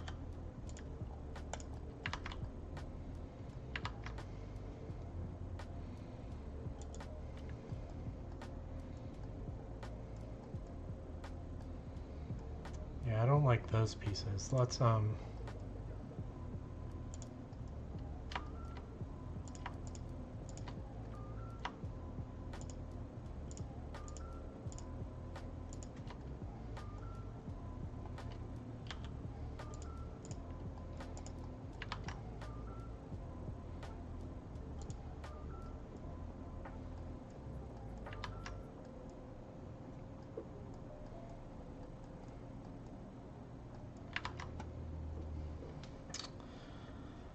maybe those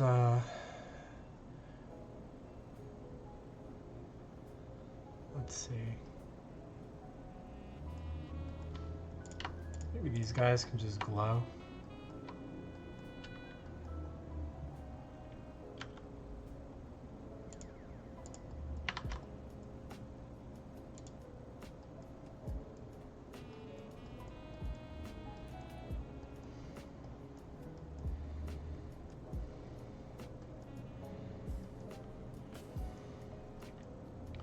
It looks pretty good from a distance. I'm not like necessarily losing the silhouette.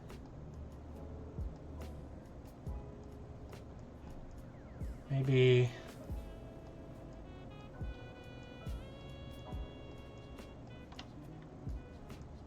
does there need to be any like a little, I think it's fine that there isn't any yellow detailing inside of here. Maybe we can add that later, I don't know. Oofta, oofta. Okay, so let me show you some of the black art of like, let's start thinking about the actual surface normals. So you can see like on the chicken, it's like a little bit smoother. It doesn't have a lot of this faceting that you see there. That is due to the bevel node. So you add the bevel node by just saying bevel. All the tutorials on YouTube that I looked at, and by seriously everything I know, it's because I watched it on YouTube. Special secret is to yank that up to 16 samples. I usually use 0.035 is what I've been doing lately. But maybe because it's bigger I might need more bevel. But you just plug this into normal, and I don't know if we can see it on the stream, but that basically rounds out a lot of these edges, right? And generally makes it such that like we don't like want it to like completely get rid of those edges. We just want it to seem like, you know, in the real world things are like worn down a little bit on the edges. You don't have these perfect sharp like, you know, crystal like, you know, you'll cut your finger like edges on things. If I was as I said in my chicken walker video, if I was like doing like a AAA game, we'd be very careful about modulating it and hand authoring it and giving them a little texture and differentiating different types of bevels. For my game, I basically just like throw a medium bevel on everything. That gets me 90% of the way there, and I call it done. But so that kind of smooths them out a little bit, but that it also gets us into thinking about the normals. So now what I can do is I can pull off a bevel and we can add a bump after that. And we want the distance to be -1 because we're going to be painting into the surface. Then for strength, we're just going to add a new image.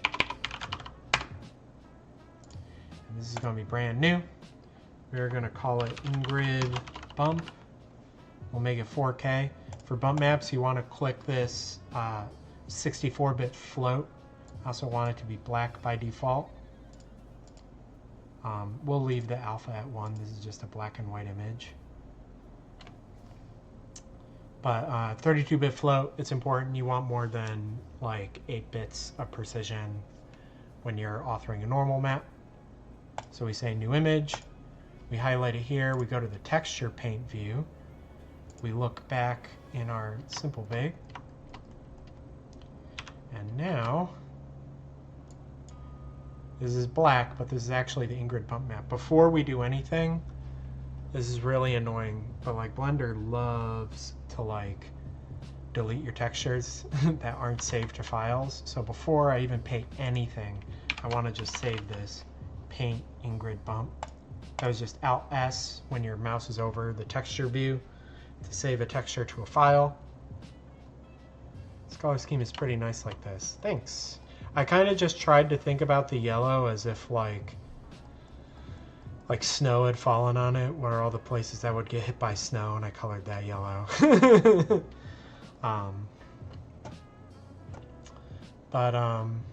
So yeah, go back into shading. Let's plug this new bump map in. So you see I'm chaining them.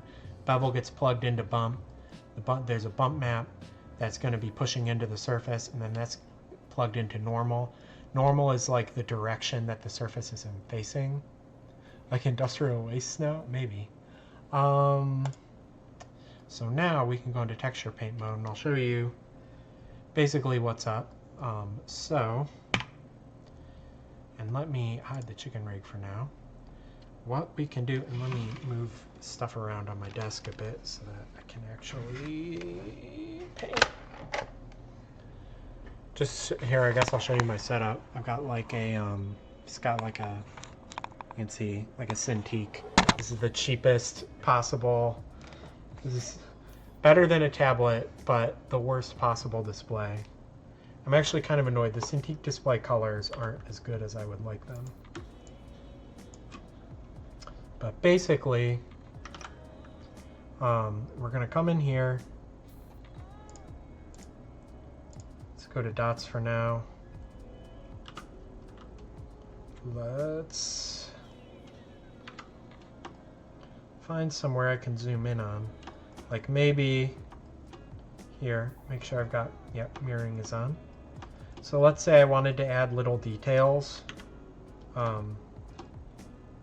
Like maybe some like rivets or like some indentations where this like cap is showing up on top of the whatchamacallit, like where it's like attached to the leg here. So I can just come in, try and align my view, scroll over here, make sure I'm painting with white, which means it'll push all the way in.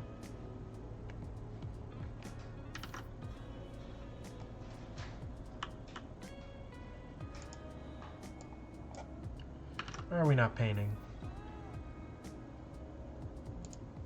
Let's see, shading, select the bump map texture, go back to texture paint.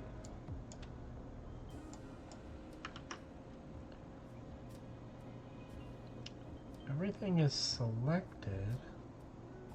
I'm missing something really obvious, aren't I?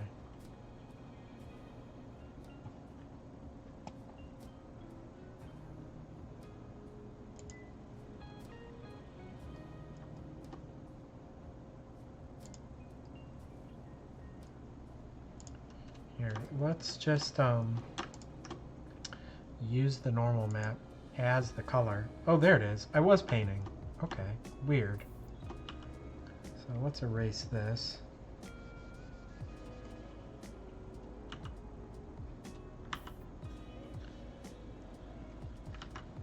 But yeah, so you can see I can like paint some rivet details in here.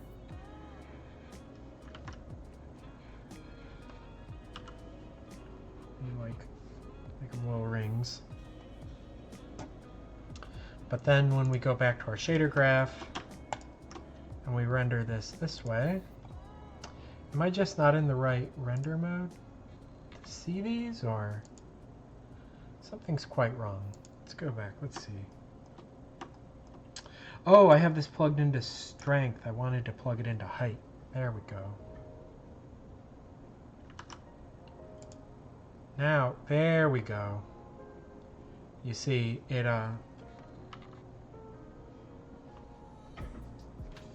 so now basically like the paintbrush is acting like an engraving tool, right? So I can just come in here. Let me get a better fall off. Oh, it was already a pretty gentle fall off. Maybe I just want to take the strength down and turn pressure sensitivity on. Yeah, there we go.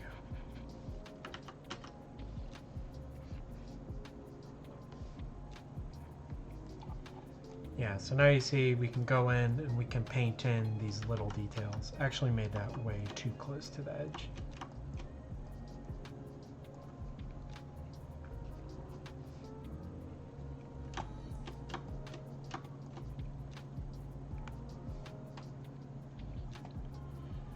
And you see, I only drew, these are, I'm not being very careful.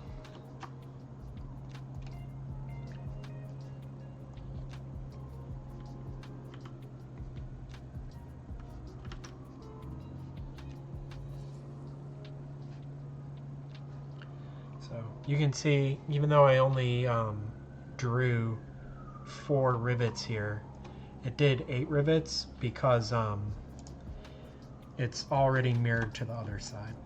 Oh, I actually need, in texture paint, you actually need to Alt-S, save your texture for it to update in the shading view. I don't know why. But now you see, we painted those little rivets in, and so like those little details like have appeared.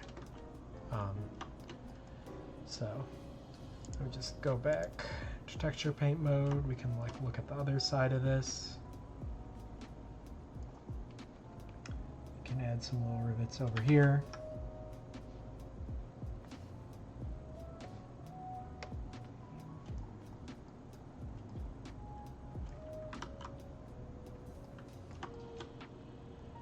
Maybe add them onto these back legs.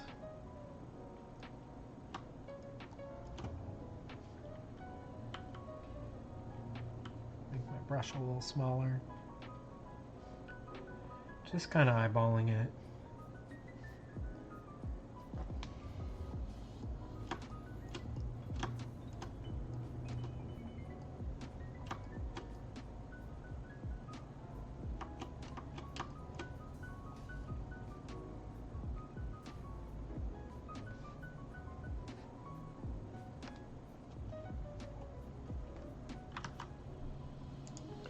Usually go back and forth between this and the shading view to see how it looks when it's actually shaded.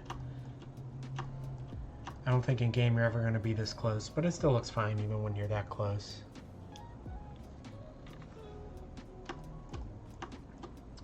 So yeah, this is how we like paint engravings onto things. I'll probably be doing this all over the place. I really want to mark up this with like a bunch of strokes, and I'm going to want to like paint in what looks like streaks across there. But let me show you why it was like really important to like rectify those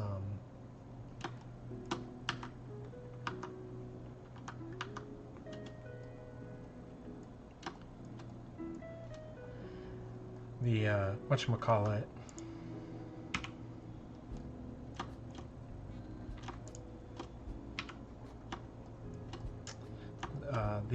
the tubes, because now I can come back, turn the mask mode on, say I only want to be working on these, and then I can zoom way in here. Now for instance, I can take my little guy down. We can change our stroke type to be straight lines, and then I can just engrave directly across these seams. And bada bing, we get, as you see, if we look back in the shading view, like nice kind of like lines across there. Right, and those aren't just like drawn on like color, they actually like respond to light from different directions. So those are really nice for just adding like just a little bit of detail.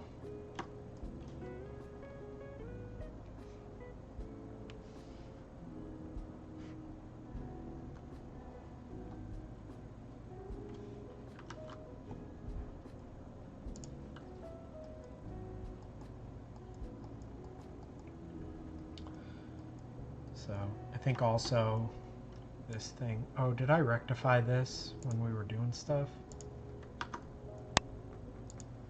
Sure hope so. Yeah, we did. So I also want to paint in here some smaller ones. I actually don't want them to be fully white. Only maybe want them like 50%.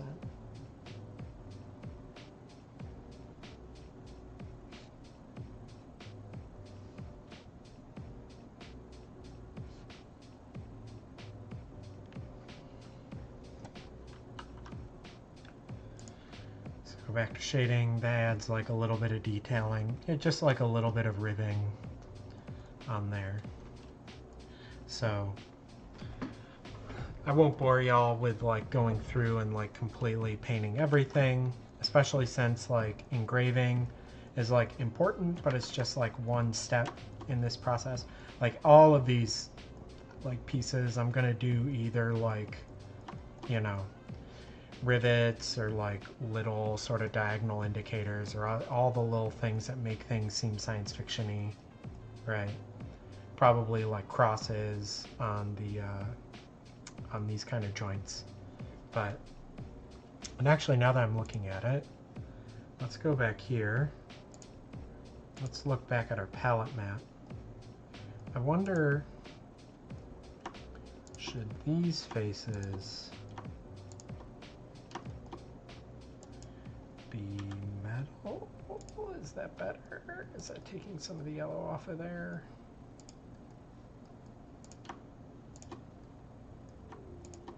See how easy it is to change colors this way? This is why I like this workflow for the base colors.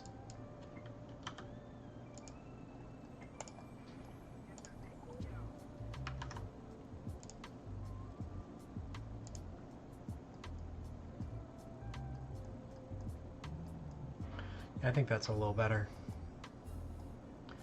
Anyway, lots of this stuff is going to get etching detailing, but just to finish out the stream to show like the full process as opposed to just spending an hour of me painting little details, scintillating though that would be.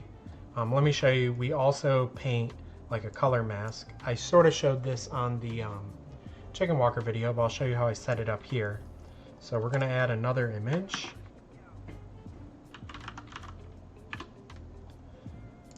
I'll create a new for this one, and we are going to call it Paint Ingred. This one does not need to be 32-bit. New image. Let's just plug that in. So we can say Alt S. We're going to say Paint Ingrid. Bada bing. Nope. There we go. So now we go back to shading here. So you see by like adding this way, I can just grab like yellow or whatever. Come on in. Now you see I can just paint color directly on this. But what we really want to do is layer this color on top of this color. So we're gonna yank off, first thing we're gonna do is yank off of here, say mix color.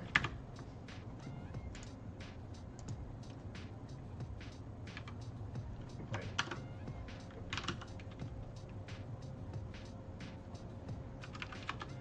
There we go. Color mix. We're going to go from the palette color to the painted color by the alpha of the painted color and plug that into our BSDF.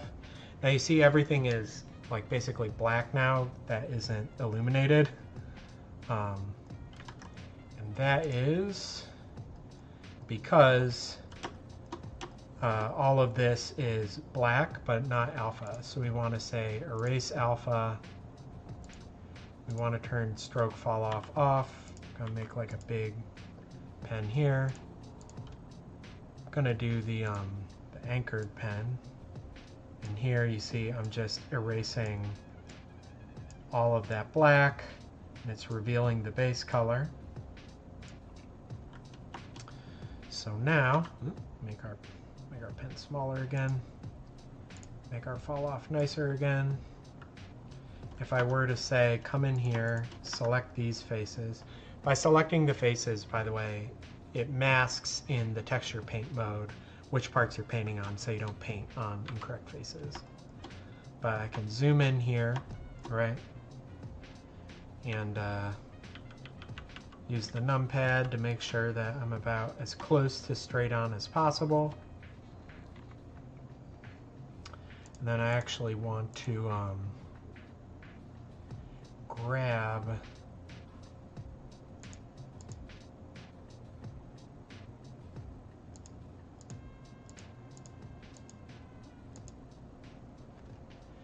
grab that exact yellow. I don't think that's like pure yellow. So let me just go like this, go to texture paint, eyedropper, boom. Grab that yellow, go back to paint. Let's just show. Here, let's save this. Wait, what's happening? Yeah, great. So now we can come in here. I guess I can just do it here, but turn the mask back on. Change our stroke type to line, and we can begin drawing like hazard lines. Oh, I'm still in eraser mode.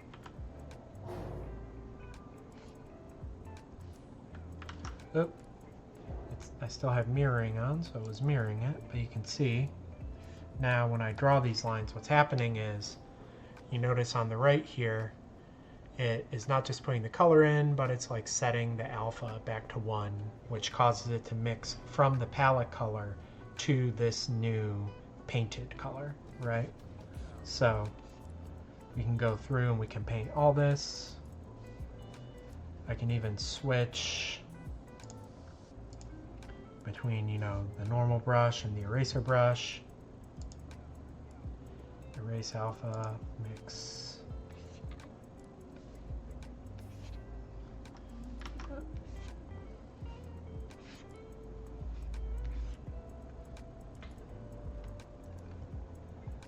So there we go. That looks kind of terrible. Let me try and straighten these lines out. I was not being very careful. I should add guidelines. I was trying to do this too quickly for demonstration purposes.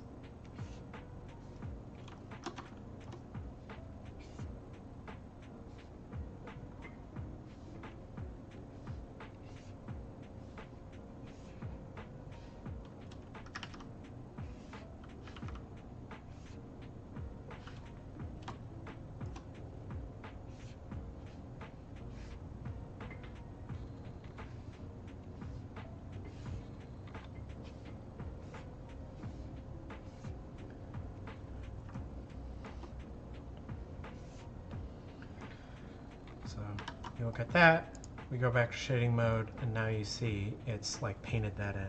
And we can even go to the BSDF, like full render mode. And so that's how we paint details in, right?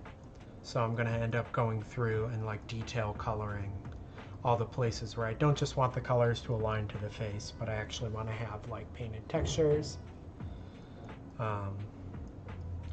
I don't know, I think maybe I might change this one to be a skull and crossbones. I might like do that or whatever, but we'll see. But like I could also come back. Let me get the, just look at it as pure color. We can look at the top. I can grab my palette green. Go to select mode. We can select these faces on top. And let's see, where are these in the... I think it's better to paint this one here, but we'll see. Let's try and just do it in the viewport.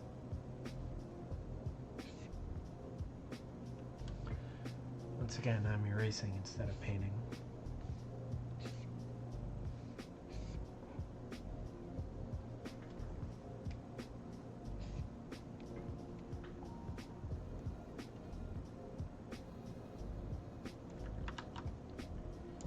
Does this look good? Maybe I extend it along the back of this thing. Maybe that looks bad. I don't know. Anyway, demonstrates for everybody at least how like texture painting goes in. I can also like paint around the front here to like do a little facial detailing as well, so it's not just like so obviously cut off at the end of the face here.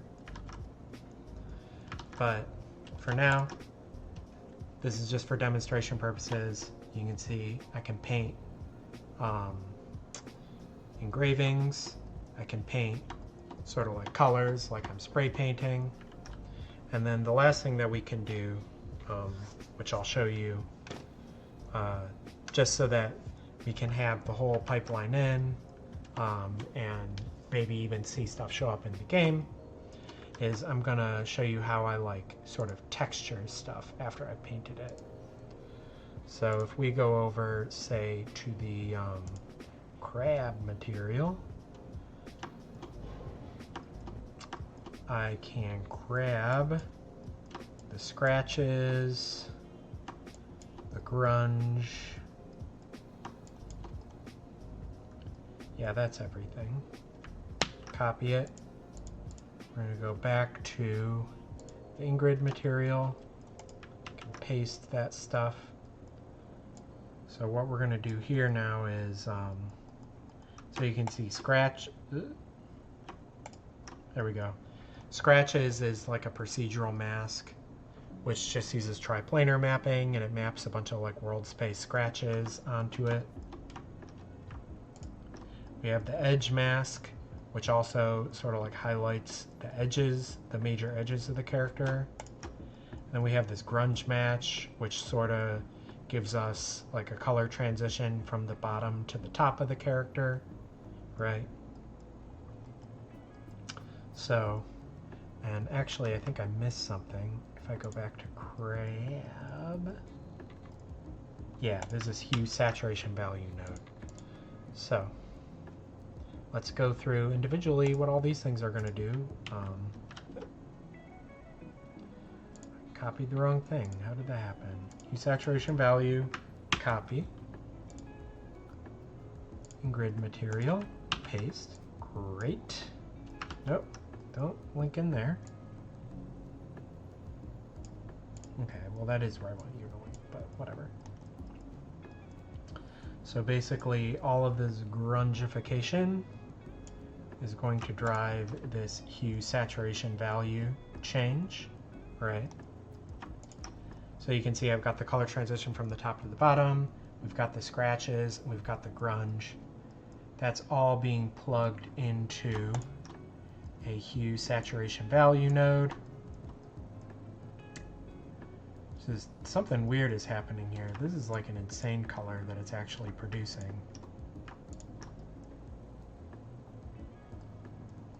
Oh, that's because this is not supposed to be plugged into hue, it's supposed to be plugged into frac. There we go. So you see all of those procedural textures are now being used to change. Actually kind of don't love this. I'm going to need to like modify this a bit. But let's see, is the like edge too strong?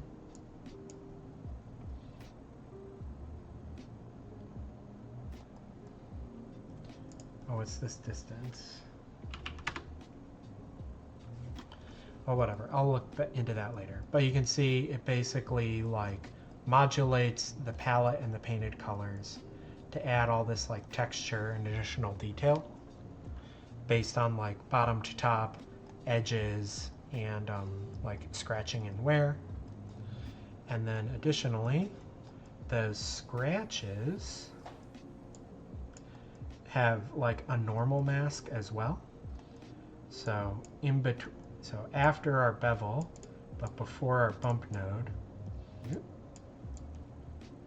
we're going to want to plug the bevel into the normal here, and then we're going to want to plug the normal that's coming out of the grunge into the bump. And now, like maybe this is hard to see, but like the scratches in the grunge are also changing the surface direction a little bit. So you put all those effects together, and like the layering makes it all sort of like more interesting than the sum of its parts.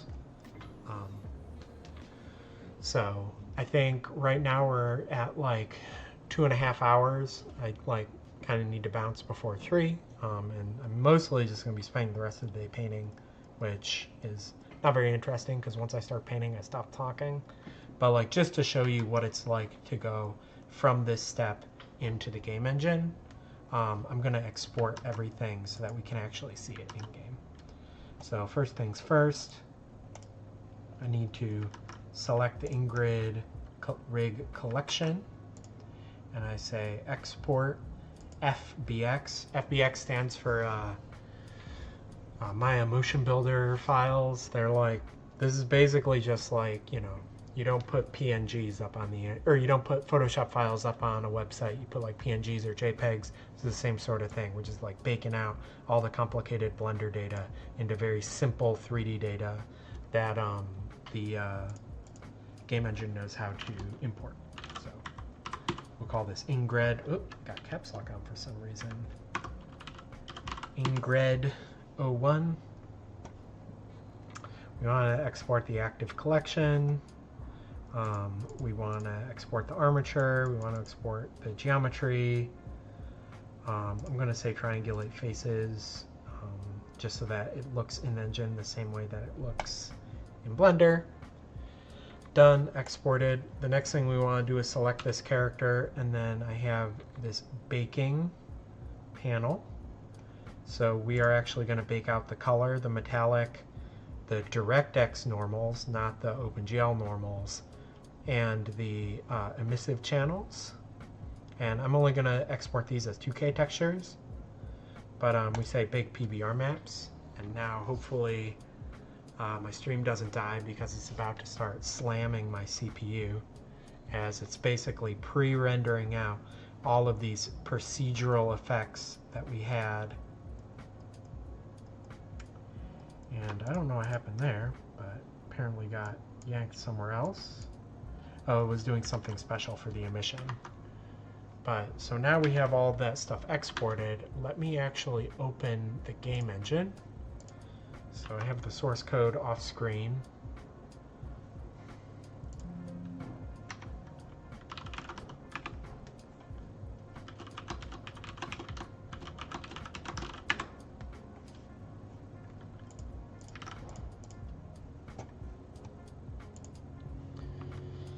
So you can't see it, but the engine's opening. Here we go. One sec, it's off screen and it's showing weird stuff, so I just want to get into a good scene first. Oh my goodness, taking my computer forever to calculate. Great. So, pull this in. Let me look up at OBS. We still going? Oh, dag, we still going. So, let's just see how this works. So basically I want to go into my character folder in the game engine. This is the Unreal Game Engine. And we're going to make a new folder.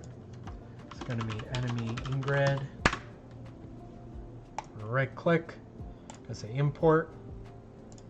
We're going to find that Ingred01.fbx. It's a skeletal mesh. We definitely want to import the mesh.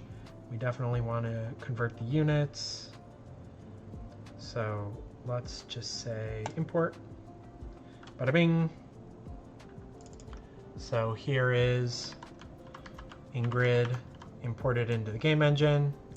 You can see it's imported her whole skeleton. So like all these parts are articulated. So I have a naming convention. I call skeletal meshes SK.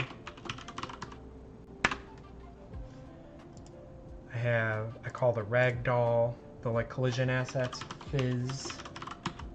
I put that prefix on it. This is all, there was somebody on GitHub for a long time ago who was like, can everybody in Unreal projects please start using these prefixes so that we know stuff at a glance better? And we did that on a few projects, and now it's just become how I do stuff. So you can see like here's the physics asset. Wow, it just created one bone. Okay. What a ragdoll. If I like generate all bodies, is it gonna... Nope, it's still only gonna generate that one shape. That's so weird. I'm gonna have to look at that later. What terrible collision it generated. But wait, this is crazy. Minimum bone size. Can I just say like 0.1? Is it because of the scale issues?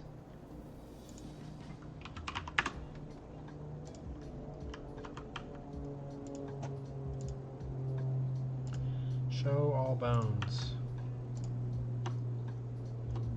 Why does it really only want to generate one bone?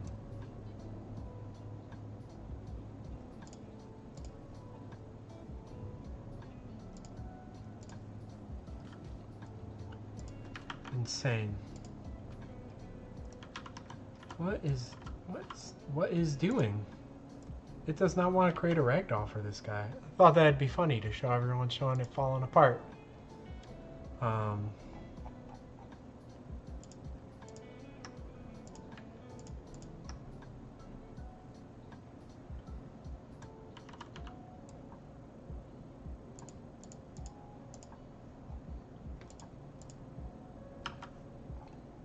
Now everything has been... I'm so confused. Oh, it's because it's simulated.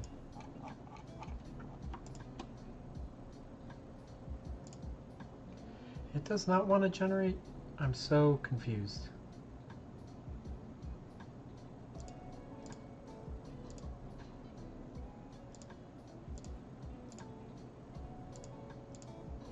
That is so strange.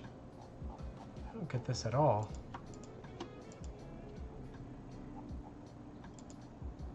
Like it makes just one bone for the hip and that's it.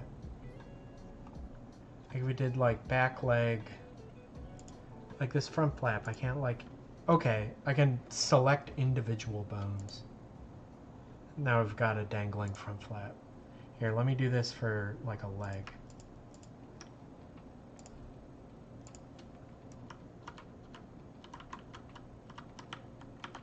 So now it's like... Burp. Here, let's do this. Do it for all the legs? There we go. Now it's making collision.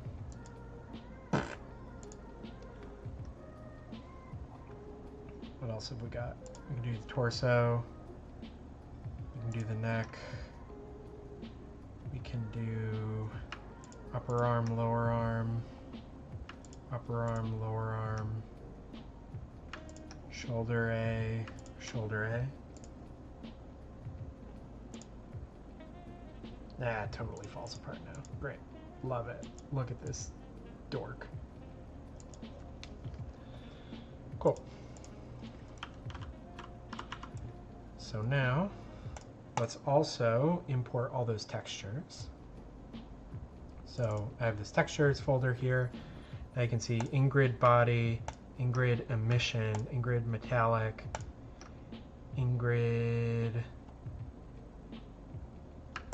roughness. I'm not sure about this emission. That one seems strange.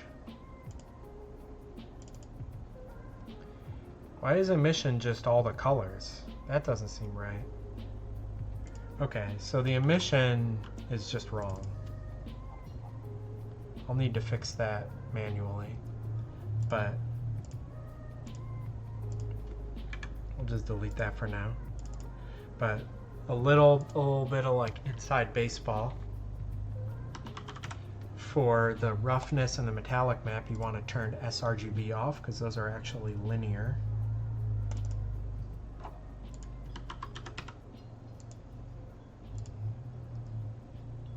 And then because this had the word DirectX in its name, it auto-detected it as a, whatchamacallit, like a normal map and did the correct settings for it. So I usually rename these two T_Ingred _color,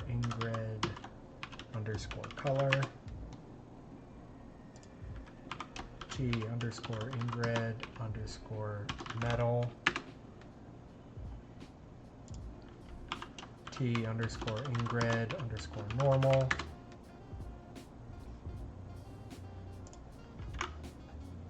T_Ingred what's this, roughness? Yeah. So now let me just look at my nat here.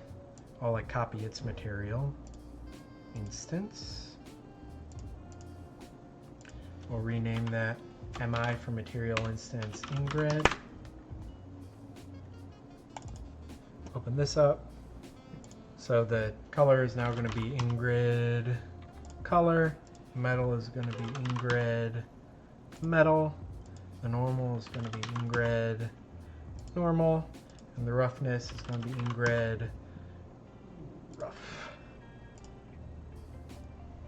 So now we open up this physics asset and we can tell it, not the physics asset, the skeletal mesh. Use that Ingred material as your default material, and bada bing, we have Ingred. She's in the game engine. She has the palette. She has the paint. She has the normal decals that we put in there. I don't have the emission working, so right now these emissives are like kind of silly looking, but we'll fix that later. And you can see it also like baked out all the grunge and scratching and stuff. I still don't totally love it. I need to like fine tune all of that texturing, but it at least is like, it's looking in-game quality. And we can like totally just like pull her out into the scene, make it big. And so you see, there she is. She's not rigged up like these dinguses are. So she's just a statue right now. And I do need to think about the size. I think it's maybe good that like Ingred is like way bigger than you. I don't actually think it's good to distinguish normal enemies from like mini bosses in that way. So like maybe it's fine how big her size is. But yeah, and then just to like show you, like I was saying before, if we open up her like rig file, all of this is like fully rigged up and like ready to like get sort of animation applied to it. I like made sure all the joint orients were good so that we have all this stuff. I even like smooth skinned this like wire that connects the pauldron to the arms so that it like deforms when those pieces move. So all this stuff should be ready to go. Even all these little thingies are ringed up. You can have them give you a thumbs up or you know, wave your fist. I don't think she can do the middle finger. I mean, I guess she can. She's got 3 fingers, but that will look more like pointing. But yeah, there we go. Character modeled, rigged, material covered, exported, imported, and showing up next to the characters in the game. So my next steps are I'm going to go through and I'm going to do more than just these little dot engravings here. I'm going to do engravings all over. I'm also going to like revisit these kind of like pattern, like graffiti color that I've done. I'm going to have more coverage all over the mech. I'll probably add another like painted texture, which is basically like an AO layer, to add some details, you know, like making it kind of darker in between these sections where, you know, expect it to be more shadowy or whatever. And then yeah, like basically from there, like it'll just be like writing a ton of code to like actually get her moving around. And like all these characters, you can see they're not like really attacking me or anything yet. They're just kind of like getting aggro and looking at me. And they're like hooked into the combat system, but they don't have attacks of their own. I just want to finish. Oh, and I can also show you. This is a spawner for the hover enemies. So there's those guys as well. So like I've got one more enemy, which should be quick because it's the least articulated enemy, which is a jet. It's going to be a jet drone. So that should be very simple compared to all these other characters. And then once I have them all moving around in the scene and like animating and everything, that's when I'm going to like go in and do combat for like all of them all at once. Because I don't want to like get stuck thinking that like everybody has to handle every combat situation. I think it's like, oh, if I do them all at once, I can think about like how you have different strategies for different enemies. And then I think we'll like basically at a good point. Like I've been dealing entirely with like temp meshes or like placeholder kit bash meshes for all the enemies, and now we're going to have like real enemies. They all have like a common design language. They all look like they sit together. They all render in a similar way that the player renders. So I think it'll all be good, but I still got a bit more work. I probably got, 2 or 3 more hours of material work to do on this character, and it's probably going to be another 2 hours just to get the like 4-leg locomotion from these characters ported on to Ingrid, because she's got these 3 bone legs instead. And anytime you do it for a new character, there's always like weird things that you gotta fix up. Plus, like, these dinkuses don't have arms. She clearly does have arms, so she's got to do something with those arms when she's just idling around. So yeah, I'm feeling pretty good. This is pretty exciting. There's still like a long ways to go, but we're getting real close to getting to the end of this like character arc tangent and getting back to like actually writing code, which is what I'm actually good at. So we're coming up on 3 hours. I'm pretty beat. I'm losing my voice, so I'm gonna peace out. But thanks for watching.